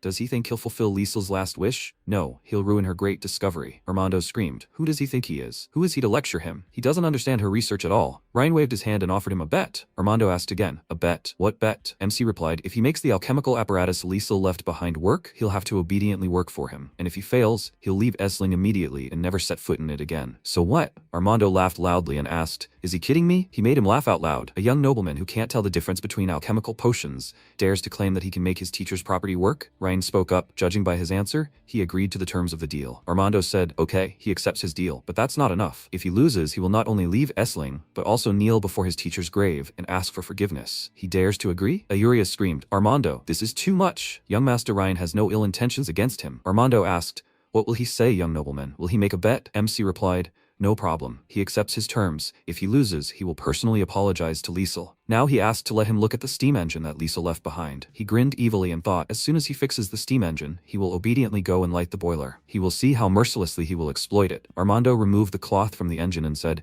"This is what Professor Liesel left." He asked to be careful not to break it. Leah wondered, is the young master so interested in alchemy? Eldria thought, this is such a strange thing. What was it used for? MC looked at the invention and thought, indeed, this is a steam engine. A real steam engine. He screamed loudly, "Brilliant, brilliant. Liesel, she is a real genius." Leah asked, "Young Master Ryan, the things Liesel invented, are they really that amazing?" Reen cried out, "Of course. In any world, the person who created a steam engine must be considered a genius." Armando folded his arms contentedly and said, "Of course. Professor Liesel is different from other alchemists with an undeserved reputation. She was a great person." MC asked, "Did he live here only to keep this mechanism alive, right?" Armando answered, "Yes. But Professor Liesel didn't tell him how to make the mechanism work, and there was nothing written about it in her research notes." Ryan said that he would then disassemble the outer shell to check the internal mechanism and see if there were any mechanical problems. Armando screamed, "Is he crazy? How dare he say that he wants to disassemble the machine? If everything can't be put back together, the professor's discovery will be destroyed." MC turned around and asked who he thinks he's talking to. "There isn't a mechanism in the world that he can't fix. He ordered to bring a screwdriver or something like that." Armando asked in surprise, "What is a screwdriver?" Ryan grabbed his head and asked, "Brother, is he kidding him? He doesn't even know what a screwdriver is. Then how are these parts connected?" Armando replied, "He used magic. Why doesn't he know about such simple things? All the parts were made by the blacksmith Mr. Dwarven and ordered by Professor Liesel. This device required a lot of experience from her. A spoiled young master like him is not capable of understanding this." MC said, "Okay, since there is no screwdriver, Leah, let her give him her knife." Leah lifted her skirt and said, "Yes." Ryan took the knife in his hands and began to unscrew the part. After a while, he said, "So beautiful and neat. She was such a genius." He widened his eyes in surprise and thought, "What? Why are there missing parts?" He turned around and asked, "Armando, where are the parts inside?" Armando widened his eyes in surprise and thought, how did he know there were parts inside? He frowned and asked, "What the hell is he talking about? This is a machine. Where are those separate parts? What? It doesn't work anymore." If he admits defeat, then right now he will take him to bow to the professor's grave. Ryan pointed an irritated finger towards the engine and ordered not to try to fool him. He knows that the main part that controls the operation of the entire machine should be here. He ordered to speak. Where did it go? Armando lowered his head and spoke. The nobleman took the insides of the machine. MC asked again, Nobleman? Why does he need a set of gears? Armando answered, these parts were forged from a very rare type of dragon crystal ore. When the nobleman found out about this, he forcibly took it, grinded it up, and created a statue of himself from it. MC widened his eyes and asked, a statue? He ground up these main parts just to forge proof of his own stupidity. Who is this idiot nobleman? Let him tell him his name. Armando replied, he's a big man. He would not dare insult him. Ryan frowned and asked again, are there people he does not dare insult? He ordered to speak. He wants to see the one who dared to hinder the progress of his industrialization. Armando hesitated and then said, it's Duke Oscar. Eldria asked in surprise, what, is it him? Rain turned around and asked, Eldria, does she know where this duke comes from? She replied, Duke Oscar was a minor nobleman in Esling. Oscar's achievements in alchemy when he was young were astounding. Later, he even won the Imperial Alchemy competition and was highly praised by the Emperor. The Emperor not only gave him many resources but also awarded him the title of Duke. He was given lands. MC asked, where are his lands? Eldria answered, in Granzel, on the upper right side of Esling. Leah said, young Master Rain, the Granzel region is part of the domain of Grand Duke Teleros Elroy. This territory is not under the jurisdiction of the Edgar family. MC frowned and asked again, Teleros Elroy? He remembers his father saying that not all was well between him and Grand Duke Elroy. Leah replied, yes, young Master Reen, his father's political views and Elroy's were different. They even clashed several times in the Imperial Council. This is one of the thought-out strategies for balancing the empires. Rain replied, good, he is not worried about such problems now. Duke Oscar, right? That's very good, he will remember that. For crushing the gears, he will make him pay tenfold, 100-fold. Eldria rushed towards him and asked, young Master, is he going to conflict with Duke Oscar? It's too dangerous. MC asked again, dangerous? He should be afraid, since he destroyed such a priceless thing. He will pay for it. Armando asked, is he really going to oppose Duke Oscar? MC asked Armando not to worry. Not only will he make the steam engine work again, but he will also show Duke Oscar its true value. Since the main parts inside are destroyed, maybe there are some plans for them left in Liesl's notes. Armando answered, no, the professor did not leave this plan in the alchemy notes, but he remembers that the professor was supposed to discuss the manufacture of these parts with the dwarven blacksmith. Rain asked, so the dwarven blacksmith knows about them? Armando grabbed his head and said yes, but he went to him many times. He did not want to see him. MC put a hand on his shoulder and said, since he did not want to meet him, he will try. Armando told him not to get his hopes up. This guy has a strange character. After a while, a loud order was heard to get out. He does not have time for their entertainment, little rascals. Eldria said, Uncle Bram, young Master Rain has done a lot for the people of Esling. He cannot treat him like this. Bram turned around and said, scoundrel nobleman. He knows what he did. He killed a few corrupt nobles and solved the food problem, right? Eldria nodded her head and said, yes, yes, yes, young Master Rain. He is an unusually good ruler and loves his people like his own children, Uncle Bram. Bram asked discontentedly, why is she praising him? That's his duty as a ruler. It's the same as him, a blacksmith, forging iron for others. Eldria tried to answer him, but MC waved his hand and said, that's right. As a ruler, he must manage his lands well and provide the people with enough food and clothing. That's why he's here today. Bram frowned and thought, how can this boy say such things? He said, if that's the case, then they came to ask him for something. Ryan replied, yes, he needs the blueprint for the gear Liesl made for the steam engine. Of course, it would be even better if he could make the same gear for him. Bram irritably pointed his finger at the exit and ordered him to get out of here immediately. He will not give him such a terrible thing. MC asked why. Bram replied, those gears killed Liesl. If he had not insisted that she needed the dragon crystal ore for safety, she would not have gotten into trouble and been killed by those noble idiots. He will not do this for anyone else. Suddenly, Armando's voice was heard asking the old man to stop. He just said that a blacksmith should forge iron for people. Two-faced idiot. Bram displeasedly ordered him to shut up. He said no fighting. Period. Even if he has dragon crystal ore, it won't work. MC asked to wait a minute, Mr. Bram. He keeps talking about dragon crystal ore. He understands this to mean that gears made from dragon crystal ore can keep Liesl's machine running? Bram folded his arms and asked, you scoundrel, what is he trying to say? MC replied, he's trying to say that his blacksmithing abilities can't be relied upon. Is it really impossible to forge the gears needed for Liesl's device from ordinary iron ore? Bram slammed his fist on the anvil and called MC a stupid boy. He ordered him to stop talking nonsense. Only the ancient dragon race is capable of smelting ordinary iron ore into a liquid state. Ryan spoke. The ancient dragon race. He thought about it as he thought. He turned to Uncle Bram and asked, the temperature in his furnace is not enough to smelt iron ore, right? Bram said displeasedly, boy, there is no furnace like this on the entire continent that can smelt iron ore. He didn't know? MC turned around and asked, Would he believe him if he said he could create a furnace capable of smelting iron ore? Bram closed his eyes and ordered him to stop bragging. Boy, if he could build such a furnace, the level of forging in the entire empire would be turned upside down. How can he, a guy from a family of lords, speak such big words? Ryan suggested not to mention whether they were big words. If he could build a furnace capable of smelting iron ore, would he forge Liesl's gears? Bram cried out, "Okay, kid, if he really could make such a furnace, he'd agree to help him with the gears." MC smirked and thought, finally, he'd made him agree. He said that, so they made a deal. Bram opened the door and said that if he lost, he'd get out of here immediately. He slammed the door behind him, and MC thought, the melting point of iron ore is 1,538 degrees Celsius. The temperature in this furnace is clearly far from that. The secondary oxygen supply system design is missing on the side, so the fuel effect cannot reach its maximum. MC grabbed a hammer from the table and headed towards the furnace. He hit it with the hammer, after which everyone screamed, "Young Master Rain!" Eldria asked in fear, "What is he doing?" Armando screamed, "Have you gone crazy? He destroyed the old man's furnace. How will he make parts for it now?" Rain asked not to worry, he didn't destroy it. Those two holes are the secondary oxygen supply system channels that he made specially. With this, the fuel combustion efficiency will at least double, and the temperature will be able to reach the level necessary for smelting iron. Eldria asked, "Will this really work? Could such simple changes really make the furnace reach the required temperature?" Ryan asked, not to underestimate the power of science. He suggested adding fuel and trying.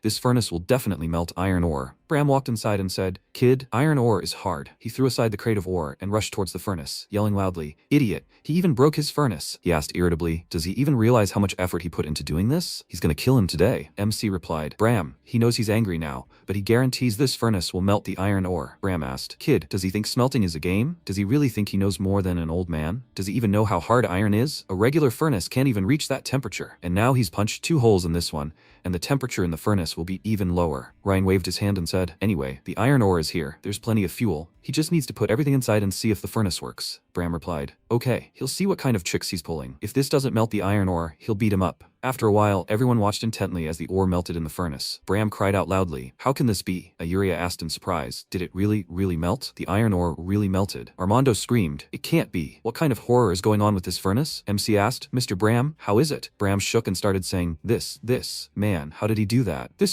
How did this furnace melt iron with just 2 holes?" MC replied, "It works on pneumatic principles. If he wants to know about it, he'll take the time to tell you leisurely. Now can he forge the gears Liesl left for him?" Bram sighed and replied, "Okay kid, he win. Since the furnace is working now, the old man will forge the gears for him again. But he'll be honest if that nobleman comes again." Rain asked him not to worry. If he doesn't look for him, he'll go look for him himself. After a while, they returned to Liesl's house, and MC didn't have the gear in his hand. He thought this was the main part of the steam engine. Long live the industrial era. Leah asked, "Young Master Rain, even though this gear looks pretty solid, will it be able to withstand the work of the steam engine? If it breaks, something will happen that might injure him." Eldria said, "Yes, young Master Ryan. Maybe she should go to her clan members and ask if they have dragon crystal ore." MC asked not to worry. Liesl used dragon crystal ore because she was not perfectly familiar with industrialization. Armando asked not to speak rudely about his teacher. MC asked him to think about himself. Since he had fixed the steam engine, then, in accordance with their deal, he must obediently become his subordinate. Armando displeasedly ordered him to say so when he fixes it. MC inserted the gear inside and said, "Now they will witness a miracle." Rain moved the lever and smoke came out of the pipes. Eldria said happily, "It works. Young Master Ryan, this thing actually worked." Armando stood motionless, steam surrounding him on all sides. With tears in his eyes, he said, "Teacher Liesl." He remembered how she told him, "Her boy, quickly come here." Armando followed her and asked Teacher Liesl to wait for him. She laughed happily and taught him, and sometimes hit him on the head with her fist. She said discontentedly, "Fool." Soon she told him once, and he continues to assemble it incorrectly. Her boy, if they succeed, people will be very happy. In the last minutes of her life, when she was bleeding, she said, "Armando, she will leave this machine to him." Now Armando fell to his knees and said, "Teacher, her last wish, her dream has come true." Eldria said, "Young Master Ryan." He asked to let him cry a little. These tears are emotions that he has been suppressing for years. 3 hours later, Bram arrived at Liesl's house and said he didn't expect that he could actually fix that thing. "It's just a steam engine." Eldria asked, "Yes, Mr. Ryan, what can this thing do besides steam?" Bram asked, "Can this broken thing really only float, stand here and scare people?" MC replied, "A steam engine is not just a smoking thing, it is the foundation of an industrial society." Bram's eyes widened in surprise and asked, "The foundation of an industrial society? What does that mean?" MC replied, "It can make gears turn, powering more machines, factories, textile machines, or means of transportation. Even future military vehicles. The steam engine will play an irreplaceable role for them. The greatest invention of mankind, boiling water." Eldria said admiringly, Young Mr. Rhine, this is amazing. Bram said, it sounds impressive. Is it really as wonderful as he said? MC said, they will soon understand the true meaning of this. From now on, he will introduce them to the world of industrialization step by step, and let them see the power of industry. Suddenly, a loud cry was heard. Young Master Rhine. Rosalind descended to the ground and said, Young Master Rain, Lady Priscilla has just arrived on this land. Rain said happily, Second sister is here. He began rubbing his palms and thought, just in time, the dam is almost finished. While he has this opportunity, he will ask second sister to invest some money. Rosalind said, Young Master Rain, Lady Priscilla asked her to tell you that she has prepared a gift especially for him. Please let him return immediately. MC happily asked, a gift? What is it? He thought, if it is gold or something like that, then he will not have to ask for money. Rosalind replied, it is a group of young, barely legal girls. Rain looked at her, puzzled. After a while, a joyful cry was heard in the estate of the lord of the city of Esling Rhine. Priscilla hugged him and said she missed him so much. MC replied, sister, he missed her very much too. But first, he needs to ask a very important question. He pointed his finger to the side and asked, what are those girls doing here? Priscilla asked, what's wrong? Is there no one among them that he likes? MC replied, that's not the point. She knows that because of their arrival, people started looking at him strangely. Priscilla asked, really? They dare to disrespect the ruler? MC thought he is doomed. Leah believes that he is a pervert. He put his hand to his lips and said, sister, Leah has a very wrong expression now. She is always very gentle with him. And now she has an expression like she is going to kill him. Priscilla put her hand on his shoulder and asked, Alice has an opinion about his behavior, which means he is very dear to her, right? MC shouted loudly, sister, he is really worried about her train of thought. Please make her stop joking. Let her quickly tell him why she brought so many people. Priscilla adjusted her hair and said, okay, since he is so nervous, she will tell him the truth. It's because of his letter. Rain asked puzzledly, his letter? What letter? Priscilla took out the letter and said, this letter. This one says that he has his eye on Rosalind. She was just concerned about her brother's happiness. She thought he should have a choice, so she brought several different types of girls to find out his preferences. Rain ordered them to wait. When did he say that he has his eye on Rosalind? This is a misunderstanding. Priscilla chuckled and said, it seems she misunderstood. But since they are talking about Rosalind, she really is good. Is he sure he doesn't want to choose her? She looked out and asked, does she mind if Rain marries other girls? MC ordered his sister to stop talking nonsense. Leah said, Miss Priscilla is joking. Leah is just Master Rain's young servant. She has no right to comment on such things. Only young Master Rain decides which women young Master Rain wants to marry. MC grabbed his head and asked Leah not to pay attention to this nonsense. Priscilla looked at Leah's hands shaking with anger and thought, better not to tease. She said, okay, the jokes are over. Gwen, let her take these girls downstairs so they can rest first.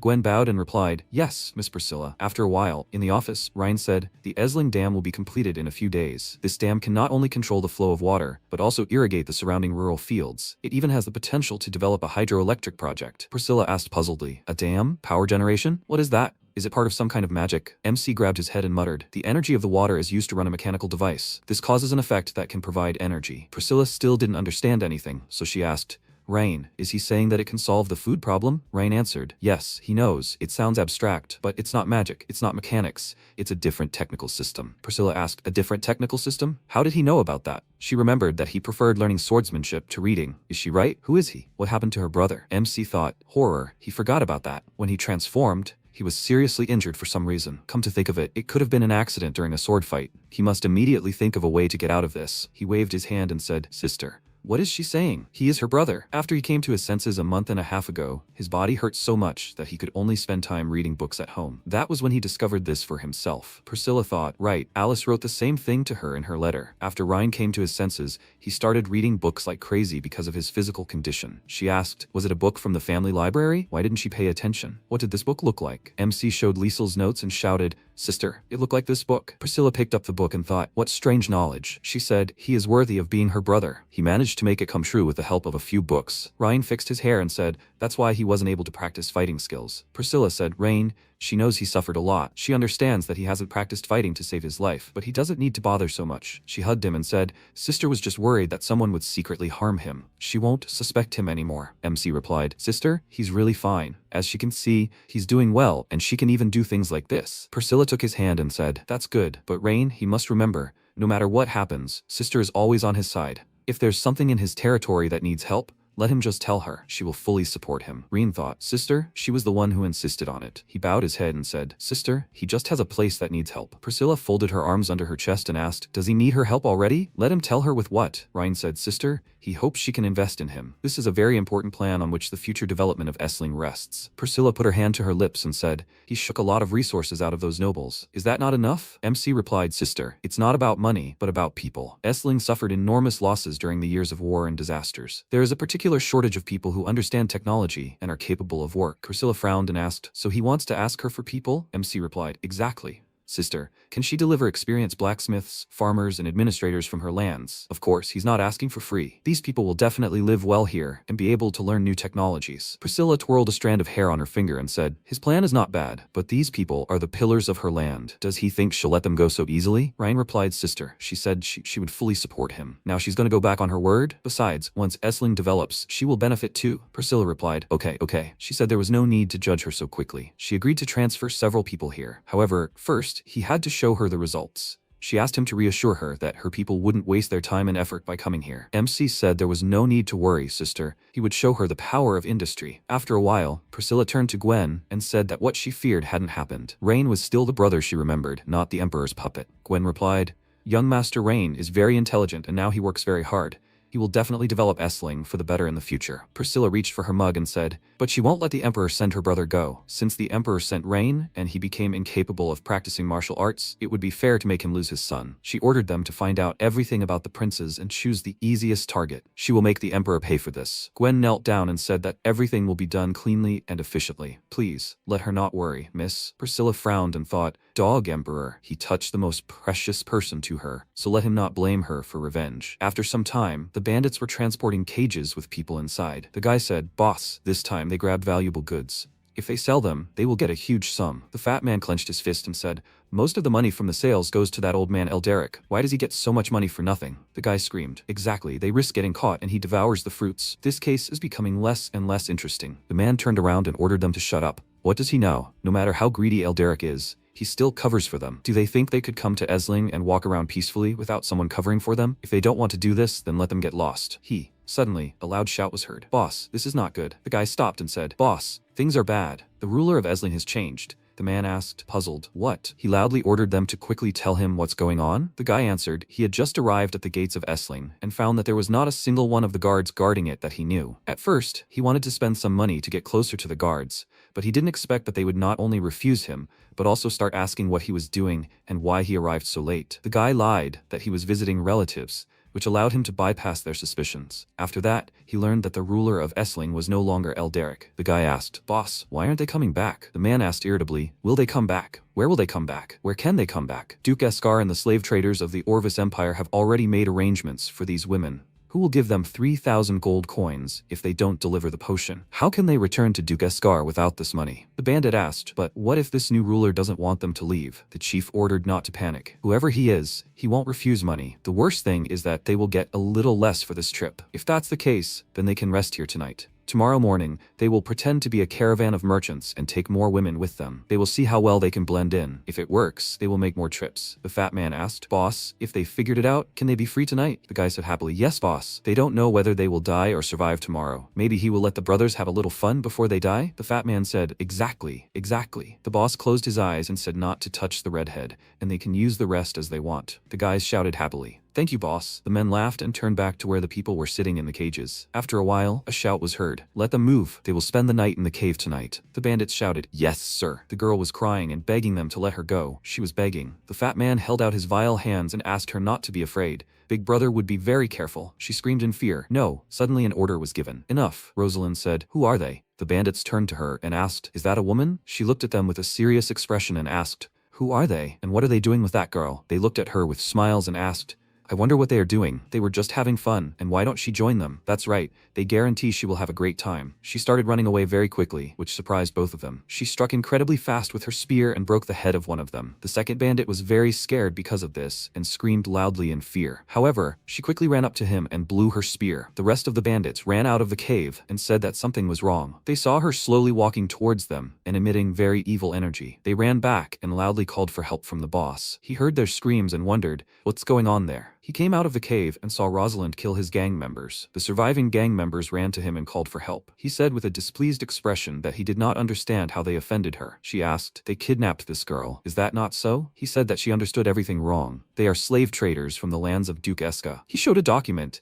and said that they are here to deliver these slaves to their masters as directed by the Duke. These are their official documents. She read it and thought that she remembered what Lord Rhine had said about this Duke. Earlier, he said that while she would patrol for the next few days, He asked her to help him keep an eye on everyone who arrived from Duke Eska's side. She agreed and asked if there was anything she should pay special attention to. He said with a smile that she should look for trouble. For now, the gang leader handed her a gold coin and asked if it was a misunderstanding. Could they pretend it never happened? She thought that although she didn't know what the young master meant by looking for trouble, now was the only thing she could do. She waved her spear and asked how dare they make trouble on the young master's territory? They must all kneel submissively, or they would only have themselves to blame. He became indignant at this and said that she shouldn't have started this. She was surrounded by his gang's men, and he asked if she really thought she could get out alive after facing so many people. Rosalind expertly swung her spear and said loudly that she would repeat, "They must surrender or die." He ran towards her with his sword in his hand and said loudly that she wanted to die. He tried to attack her, but she threw him aside with a slight movement of her spear. She kicked him and threw him aside. When he fell to the ground, she put a spear to his head and said that if they all did not want to die, they should kneel. Knights galloped up to them.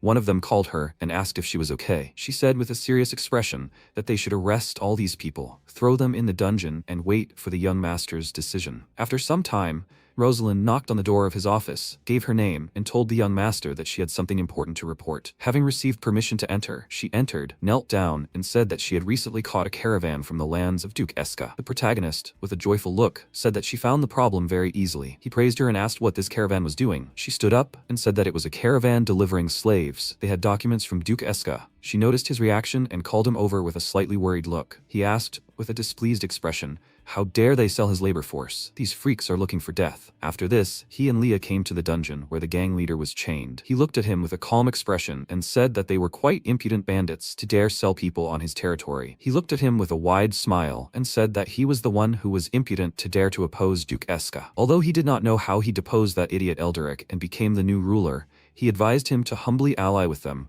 or his end would be miserable. He calmly looked at him and said that it sounded like the previous ruler had been in alliance with them for a long time. He agreed with a smile and said that they sold a lot of women to the Orvis Empire every year. Today he had only seen a small part of them. He looked at him with a serious expression because of what he heard and asked, "Does that mean they are hiding more women? Where are they?" He laughed out loud because of this and asked, "Does he seriously want to know this? Then he should fall on his knees and beg him." However, even if he begs him, he still will not tell. He walked up to him and said that their lives are now in his hands. If he remains stubborn, then he guarantees that they will regret remaining alive. He did not take his words seriously and said that Duke Eska is protecting him. If he kills him, he can consider that he signed the death warrant. MC, with a calm expression, said that on his land, Duke Eska's protection is useless. He, with a displeased expression, said that he should stop pretending. He can't even think about being able to scare him. He called Leah with a smirk and said that she should teach him a lesson. She immediately pulled out a knife, which she immediately threw at the bandit's shoulder and agreed with the young master. He fell to the ground and screamed loudly in pain. He said with a frightened look that there was an abandoned hunting lodge in the southern forest where the rest of the goods were. He started to leave and said that Rosalind should take the cavalry and move out. They must save these girls. Leah agreed with the young master. He said that he hoped that he had not lied, otherwise he would make them regret living in this world. The bandit lay on the floor and thought that he should go to the slaughter. In the hunting lodge, there was a group of Duke Eska's assassins who would kill them all. After some time, they all rode together to the lodge. She went to the door, called the young master and said that he had not lied. There were signs that the hunting lodge was occupied. Rain said that they should set an ambush and not let a single person escape. He and Leah approached her. She took out her sword and said that she would check the door. She opened the door, and they were surprised when they saw what was inside. There were girls sitting in cages and begging not to be hit. He said with a serious expression that she should get these girls out of here. She agreed with the young master and went to the cage. Someone shot an arrow at Rosalind, but she noticed it and destroyed it with a blow of her sword. She turned around, loudly called out to the young master, and said that he must be careful. It was an ambush. A cavalry detachment must immediately protect the young master. One of the bandits with a serious expression asked, "They are the people of the Grand Duke Aldarian, right? They do not need senseless conflicts. Can they calm down and talk?" She said with a serious expression that they had nothing to talk about with people like them. She was about to say something else, but the protagonist asked her to wait. He asked what they wanted to talk to him about. The bandit said with a smile that they had been selling slaves to the Duke of Eska for years. High-quality slaves could be sold for more than 1,000 gold coins. Even the worst one could bring 100 gold coins. As long as he cooperated with them, they would be able to not only share the profits with him every year, but even find some goods according to his desires. How about if they delivered them to them for free? Rosalind was indignant about this and was about to say something, but he smirked and said that it sounded good. How much was he going to give him? This surprised her greatly, and she turned to him with a shocked expression. The bandit said with a smile that if he allied with them, they would give him 10,000 gold coins every year. He asked with a smile, did they take him for a poor man? His sister gives him more money every month for personal expenses. He was confused by this and asked my lord then, "How much amount does he want?" he asked. "How about 100,000 gold coins a month?" The bandit was indignant because of this and asked, "Is he joking with him now? They don't get that much money a year from selling slaves." MC, with a calm expression on his face, said that if they don't want to pay, they can forget about it. He, with a serious expression on his face, told Rosalind that she should turn them into arrow cushions. She agreed with him, and the knights took aim at them. The bandit was worried about this and said that he should wait. They can't make a deal because of such a large amount. He asks to let them return and report to Duke Eska. He thought that if they can escape, they will be able to report to Duke Eska so that he can send his warriors. He doesn't believe that he won't be able to kill their small group. He took out a bag of money and said that to prove their sincerity, they could leave 10,000 gold coins first. He refused this with a calm expression and ordered them to act. Rosalind agreed and was about to attack with her warriors. The bandits decided to escape, went outside and decided to retreat to the back mountain. She climbed on her horse, loudly called the archers and said loudly that they must shoot immediately. They cannot let them escape. They began to shoot from the bow, but the bandit leader turned around and began to use a shield made of the water element. He created a barrier with which he blocked all the arrows. She jumped very high, landed next to him and slashed with her sword, but missed. She said that all their people were already under their control. She raised her head with a serious expression and said that they should obediently accept their death. The bandit, with a displeased look, saw his comrades being killed and thought that if this continued, they would all die here. He saw Ryan standing nearby alone, and thought that this was the only chance to escape from here. He ran to him and said loudly that they should cover him and he would capture that guy. His gang members agreed and turned to him with weapons in their hands. Rosalind held back the attacks of several opponents, called out to the young master and said that he must be careful. Everyone must immediately protect the young master. They cannot let these freaks harm him. The knights ran to his aid, but the bandit was faster. He took out a dagger with a serious expression and said that he asked for it. He was surprised because he heard Leah ask, "Did he want to die?" She struck him hard in the face with her fist and threw him back hard. He flew several meters on the ground and asked, "Is this woman not an ordinary servant?" He jumped towards her with a dagger in his hand and loudly wished her death. She kicked him hard and sent him flying again. He fell to the ground next to the knights, who immediately surrounded him. She jumped towards him and asked, did he dare to raise a hand against the young master? To everyone's surprise, he didn't lose consciousness, threw a dagger at the protagonist, and loudly wished him death. She was surprised by what happened and loudly warned him of the danger. The dagger hit his shoulder, but he endured the pain from the wound. Everyone was very worried about what happened, but he, with a calm expression, said that they didn't need to panic. They needed to hold the line. The girls ran to him and loudly said that the young master was wounded. They must quickly protect the young master. The bandit, with a serious expression on his face, thought that he should use the chance to escape. They ran up to him. Rosalind turned to the knights and said that they must stop the chase. They needed to bring the young master back immediately. She called Leah and said that she should quickly bandage his wounds. She was surprised when she saw that she was not nearby and asked where she had gone. Taking advantage of the situation, the leader of the bandits ran into the forest and thought that he needed to escape quickly. He must survive and convey the news to Duke Eska. He noticed a person standing in his way and asked who was there. It was Priscilla, who with a calm expression wished him good evening. He stopped and thought that this woman did not look particularly dangerous. She said with a small smile that he should let her introduce herself. She is the eldest daughter of the Duke of Aldarian, the ruler of the lands of Turland. He was very surprised because of this, and asked, is she the eldest daughter of the Duke? Why is she doing this at all? He wondered if Duke Eska's deeds had been exposed. She said with a smile that the other side with whom they had fought in the valley before. These are the soldiers of the Duke's second son, her younger brother. He was very worried about this and wondered,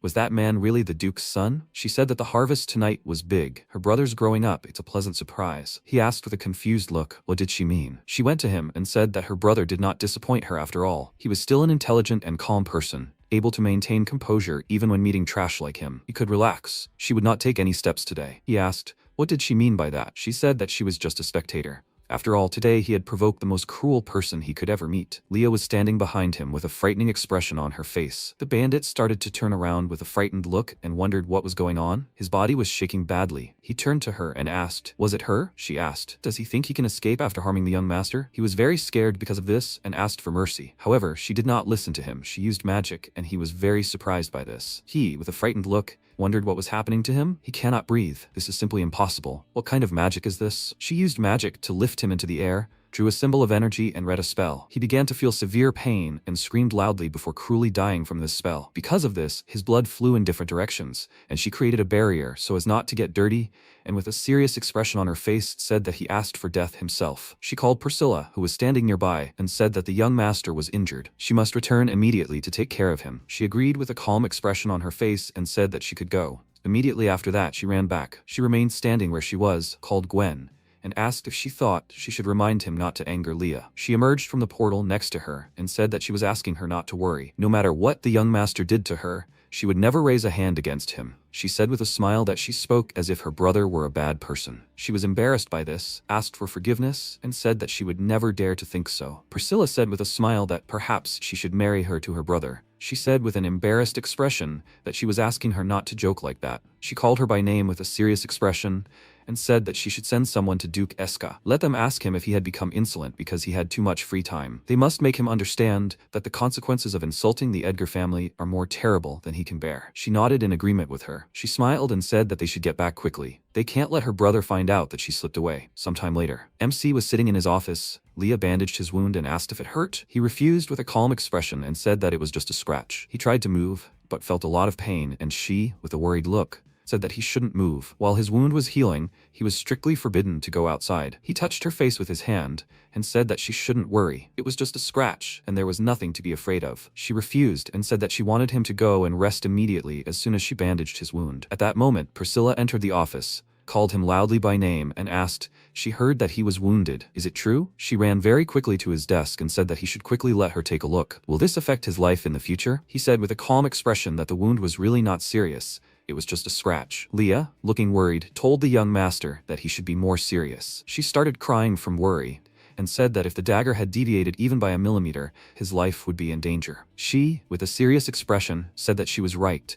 He couldn't joke around with his life like that. Maybe he could tell her what was going on. He said that Rosalind had caught a group of bandits transporting women, and after a thorough interrogation, he learned that they were hiding some slaves in the valley. He led people to the village and found the imprisoned women, but when negotiations failed, a fight broke out. It was too dark. He didn't see the dagger thrown from the other side, and that's why he scratched his shoulder. She, with a serious expression, asked where these bandits got so much courage. Don't they know that slavery is prohibited in the Edgar family's lands? Leah called her name and said that according to the men in black, they were Duke Eska's men. Priscilla asked with a smile, how could that coward Eska dare to do such a thing on their lands? He said it was probably because Eldric was his insider. Judging by their tone, they must have made a lot of money over the years. She said that he had caused them a lot of trouble. However, what was he going to do now that everything had come to light? He held his injured shoulder and said he would check them tomorrow. He was short of manpower. If they have nowhere to go, they can stay in Esling. He will make sure they get a basic education and find them jobs in the city. She said it was a good idea. It will not only help them, but also replenish the city's workforce. He is getting wiser. He said that she should not praise him so much. He just wants to contribute to the family. She agreed and said that then she will not disturb his peace. Now he needs to be careful. His older sister is worried about him. He said that he understood her. She covered her smile with her hand, called Leah, and said that her brother's safety is in her hands, every aspect. She blushed a little and said that she can be sure she will never let the young master get hurt again. She laughed a little and left the office, where Gwen was already waiting for her. She called her and asked, is the young master okay? She said that nothing serious, just a few small wounds. However, she is very unhappy. She called Knox and said that he needed to help her with something. He immediately emerged from the portal next to her and said that he was asking for instructions. She said that he should go to the dungeon and ask the bandit leader what else he knew. He must not forget that he must stay alive. After all, her brother was supposed to interrogate him tomorrow, so he couldn't die. Sometime later, Armando came to Rain's office and told the young master that he admitted defeat and wished to serve him. He mockingly began to say that he wanted to die instead of serving a nobleman. After all, he was a young man with ideals and convictions and would rather starve to death. He stopped because his wound opened and he cried out in pain. He looked at him with a confused look and wondered, does this guy really deserve his loyalty? He looks like an idiot. The system notified that his loyalty had increased to 95 points. He thought that this guy was now completely impressed with his steam engine technology. However, now he must obediently go to work in the factory and correct himself. He called the young master and said that he knew he was wrong and asked him to stop joking. Could he do anything? He called him by name and said that he solemnly wanted to ask him this time. Did he want to serve him? He agreed and said that he wished to serve him and be his loyal subordinate. He got a second subordinate and said that then he could transgress today. He would be the first director of the workshop in Esling. He looked at him with a puzzled look and asked what a workshop director does. He was an alchemist after all. He handed him a drawing and said that he should take it and study it carefully. As soon as the dam was built, they would begin to accelerate the industrialization of Esling. Armando opened the drawing and thought that even Professor Liesel had not explained these drawings to him. How could he be smarter than her? At that moment, Rosalind ran into the office and loudly called the young master. The protagonist looked at her and asked what happened. She said that there was an urgent incident. The leader of the bandits was killed in the dungeon last night. Hearing this, they all came to the dungeon where the dead bandit lay. He looked at it and asked when they found out that he was dead. She said that it was half an hour ago. The guard discovered it when he brought him water. He looked at the dungeon wall and asked if anyone knew what these symbols were. Selena walked up to the wall and began to use her energy on these symbols. She said with a serious expression that there were traces of dark magic energy in the dungeon. Rosalind was a little surprised by this and asked, "Did she say dark magic?" He said that Esling is really full of talented people. Leah, looking worried, called him and said that he had better leave as soon as possible. Dark mages are just slimy maggots. The remnants of their magic can make him feel unwell. He waved it off and said that she didn't need to worry so much. This dungeon is dry and well ventilated year-round, so the chance of contracting an infection is low. Selena turned to him and said that his maid might be right this time. It would be better to leave here first. Dark mages usually hide in dark corners, acting stealthily but deadly. Their magic is very powerful and can often cause large-scale disasters, like epidemics. He was surprised by this and wondered, could they cause epidemics? Were these people studying bacteria? She said that they still didn't know what motivated the dark mages to kill the bandits. It was one thing if it was done just to shut them up, but another if their eyes fell on him. Young master, they should think of everything in advance. Sometime later at the Esling orphanage, MC stood in front of the children in the classroom, stated his name, and said that he was the ruler of Esling. Yesterday he saved them from bandits, and now they had two choices. First, tell him where their home was, and he would organize a trip to return them there. Second, if they had nowhere to go, he would find them a job that included food and a place to live so they could stay here, and from then on, they would be his subjects. He patted one child on the head and asked, "So does anyone remember where their home is?" The children were silent, and he asked, "Don't they remember where their home is?" Eldria called him over and said that most of these children were kidnapped at a very young age, and they had been through too much deception and intimidation. They probably didn't even believe that he was really trying to help them. He would have to earn their trust for a very long time. He looked at her with a small smile and said that it wasn't necessary. He was the best with children. He called Leah and said that she should go to the kitchen and bring some dessert, preferably cookies, and a big one. They are all hungry, aren't they? These are the best cookies in Esling. They can try them. The children looked at him with disbelief and said nothing. He held out a cookie and said that she could try it first. She didn't have to eat it if she didn't like it. He would never force them to do anything. The girl took the cookie from his hands, tried it, and liked it. The other children became interested in this and all took the cookies he brought. They liked it too, and he said that now they should play a game. It's called Truth or Dare. The child asked what kind of game it was. He took out some cards and said that this game was very simple. Each of them takes turns drawing cards with questions. The person who drew a card must answer the truth or accept a small challenge. If they answer or complete the task, they will get a cookie. A few hours later, one of them said her name was Mia and her home was in the east, a small village called Glen. Reen patted her on the head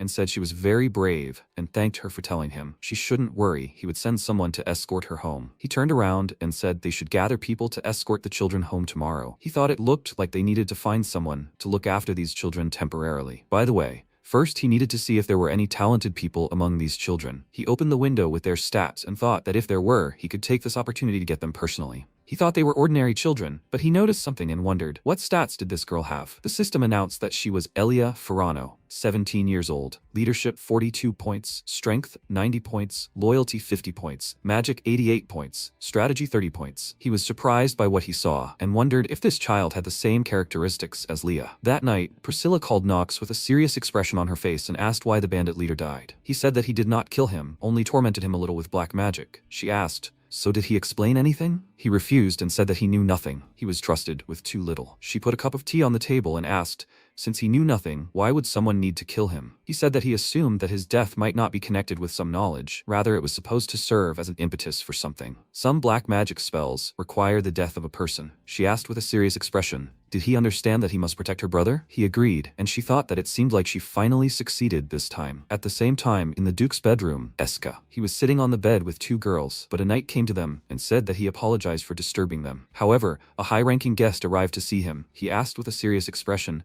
who was disturbing him at such a time? He said it was Lord Eldric of Esling. He said that he had something important to discuss. He wondered if he had come at such a time to present a new gift. He got out of bed and said that he should take him to the office, and he would be there soon. He thought with a wide smile that all the girls he sent were very beautiful. It seems that tonight they will bring a new beautiful girl. He came to the office and said that they had not seen each other for a long time. He showed up so late in person. It seems that he has very good goods. Eldric with a serious expression said that he apologized for interrupting his pleasant pastime. This time the gift was not a woman, but good news. Eska sat down on a chair and asked what this news was. He said that he was kicked out of Esling by the third son of the Grand Duke. In the future, They will not be able to get beautiful girls from all over the world. He was surprised by what he heard and asked how he dared to kick him out. He helped him for so many years, but now he just kicked him out. He said that the third son is now the ruler of Esling. He was too young and self-confident. He thought that everything was under his control. Last night, he infiltrated Esling and personally dealt with the bandit leader who was able to deliver slaves to him. Eska asked if he had found out about what they were doing. Eldria said that it was very likely so, which is why he, risking his life, came here and told him the news. He asked if he meant that he would attack him personally. He said they both knew that the Empire prohibited international slave trade.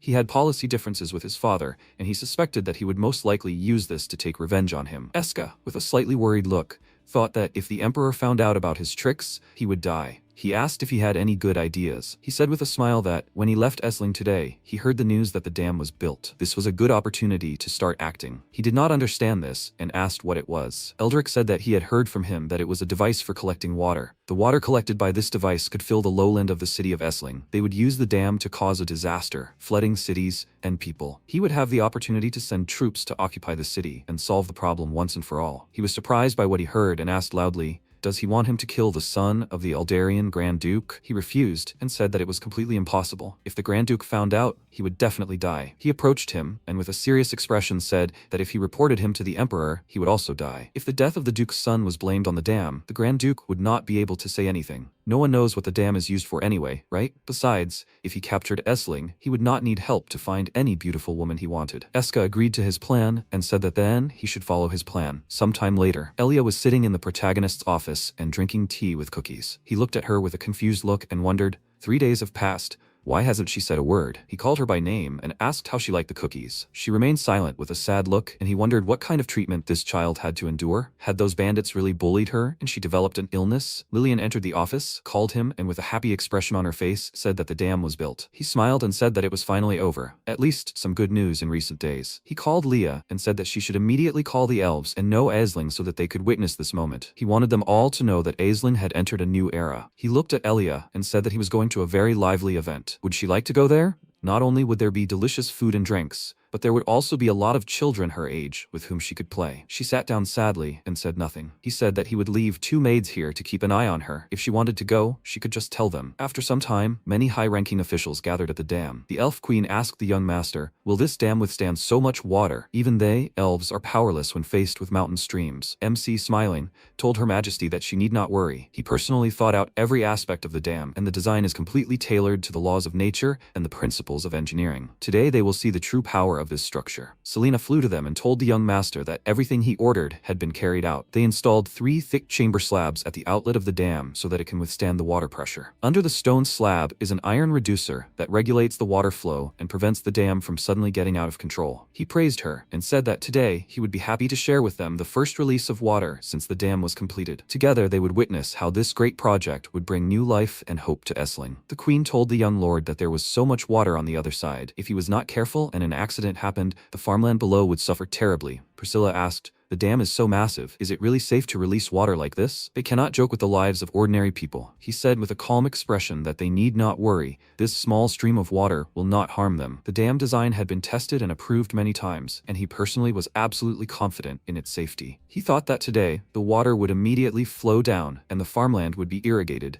and this would change the future of Esling. He said with a small smile that they need not worry. This dam would be a miracle that they would all witness today. The elf queen said that then they should watch it together. The 3 of them walked up to the lever and put their hand on it. At that moment, Eldria flew up to them, laughed, and called out to the master. They all turned to him, and he said with a wide smile that they hadn't seen each other for a long time. She looked at him and asked who this man was. Priscilla, with a displeased look, said that he was the previous ruler of the city, who had recently rebelled and been driven out by her brother. Ryan called him by name and said that he felt like he had died in the previous war. He didn't expect that he was living so well. What was he doing here? He looked at them with a smile and said that he had now joined the Orvis Empire and become a nobleman. He asked with a calm expression, so he interfered because he was dissatisfied with the treatment of aristocrats in the Orvis Empire. He said with a mad look that he had come here to take revenge. He started laughing and asked, Did he decide to take revenge alone? Did he eat something poisonous that destroyed his brain? Eldria laughed and asked, does he think he would break into Esling alone? Does he consider him an idiot? He sent a team of strong men upstream. As soon as he gives the order, they will use powerful water elemental magic, a stream that will fall from above onto the dam, go downstream and destroy his dam, which was supposed to be a miracle, and it will kill all of Esling. The queen was surprised and worried about what she heard. Priscilla was very angry about this and asked, how dare he? She swears on the name of the Edgar family, no matter which empire he escapes to, she will bring him back. He laughed loudly and said that her expressions of impotent rage made him laugh very much. He launched a ball of energy into the air and loudly said that they should die in the flood. A ball of energy exploded in the sky, and at that very moment, a huge amount of water began flowing toward the dam. The Elven Queen was surprised by what she saw, called him, and said that they needed to get out of there quickly. It was too dangerous. The protagonist stood calmly in place and said that they didn't need to panic, that no matter how much water he released, the dam would never collapse. She looked at him with concern and asked if he was absolutely sure of that. She was about to say something else, but he said that he had already taken all the safety measures. Every stone slab and every set of gears had been calculated. No matter how powerful the flow, it couldn't destroy the stone project. He pulled the lever and opened the dam, through which water began to flow. However, the plates couldn't withstand the force of the water and began to crumble under the torrent. Eldria began to laugh and said that his dam was completely useless. The queen, looking worried, said that the dam really was failing. They needed to get out of here quickly, otherwise the current would swallow them up. Priscilla, looking worried, said he should leave with her quickly.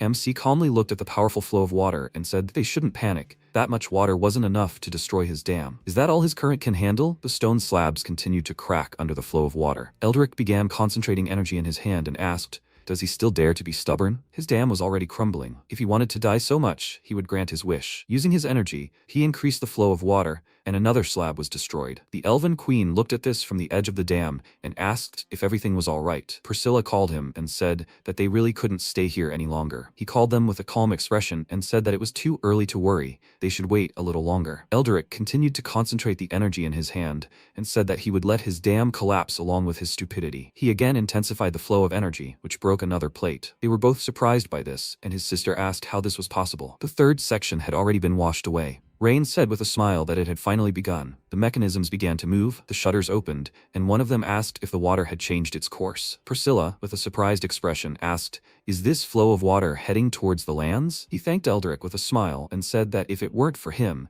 he would have had to spend the magic of his mages to irrigate the fields. He was indignant about this and asked if he had used his magic. He said with a small smile that this dam, from the very beginning, had not simply stopped the water, but had used the power of the flow to irrigate all the lands. The greater the flow, the more abundantly the lands would be watered. He was grateful to him for that. He was very angry about this and said that it was impossible. He calmly looked at him and said that it looked like his great plan had failed. So shouldn't they talk about what they didn't have time to talk about last time? He began to fly away with a displeased look and said that he was lucky this time. However, they would meet again soon. He calmly looked at him and said that he came and went as he pleased. Does he seriously think that his city is an amusement park? He called Selena and said that she should catch this idiot and bring him to him. She began to use magic and agreed with the young master. She used high-level lightning magic, thunder. She attacked him with a powerful stream of energy, and he didn't have time to defend himself. The protagonist, with a calm expression, said that he proposed to continue discussing the investment plan where they had previously settled. After some time, the three of them came to the office, and the queen said that his dam had finally opened her eyes. Priscilla agreed, and asked what they should do with the investment plan he was talking about. He said with a smile that the dam had solved the water problem that was causing inconvenience to the city, but to make Esling seriously rise, they needed to invest in a prosperous economy. She asked if he wanted to organize trade caravans. He refused and said that they would receive money for it. She asked if he wanted to raise the toll. However, this would most likely cause discontent among the merchants. After all, he had eliminated Caesar and his gang for arbitrarily collecting tolls. He refused and said with a serious expression that he wanted to create a society that would serve the merchants, to make them leave all the money they earned here.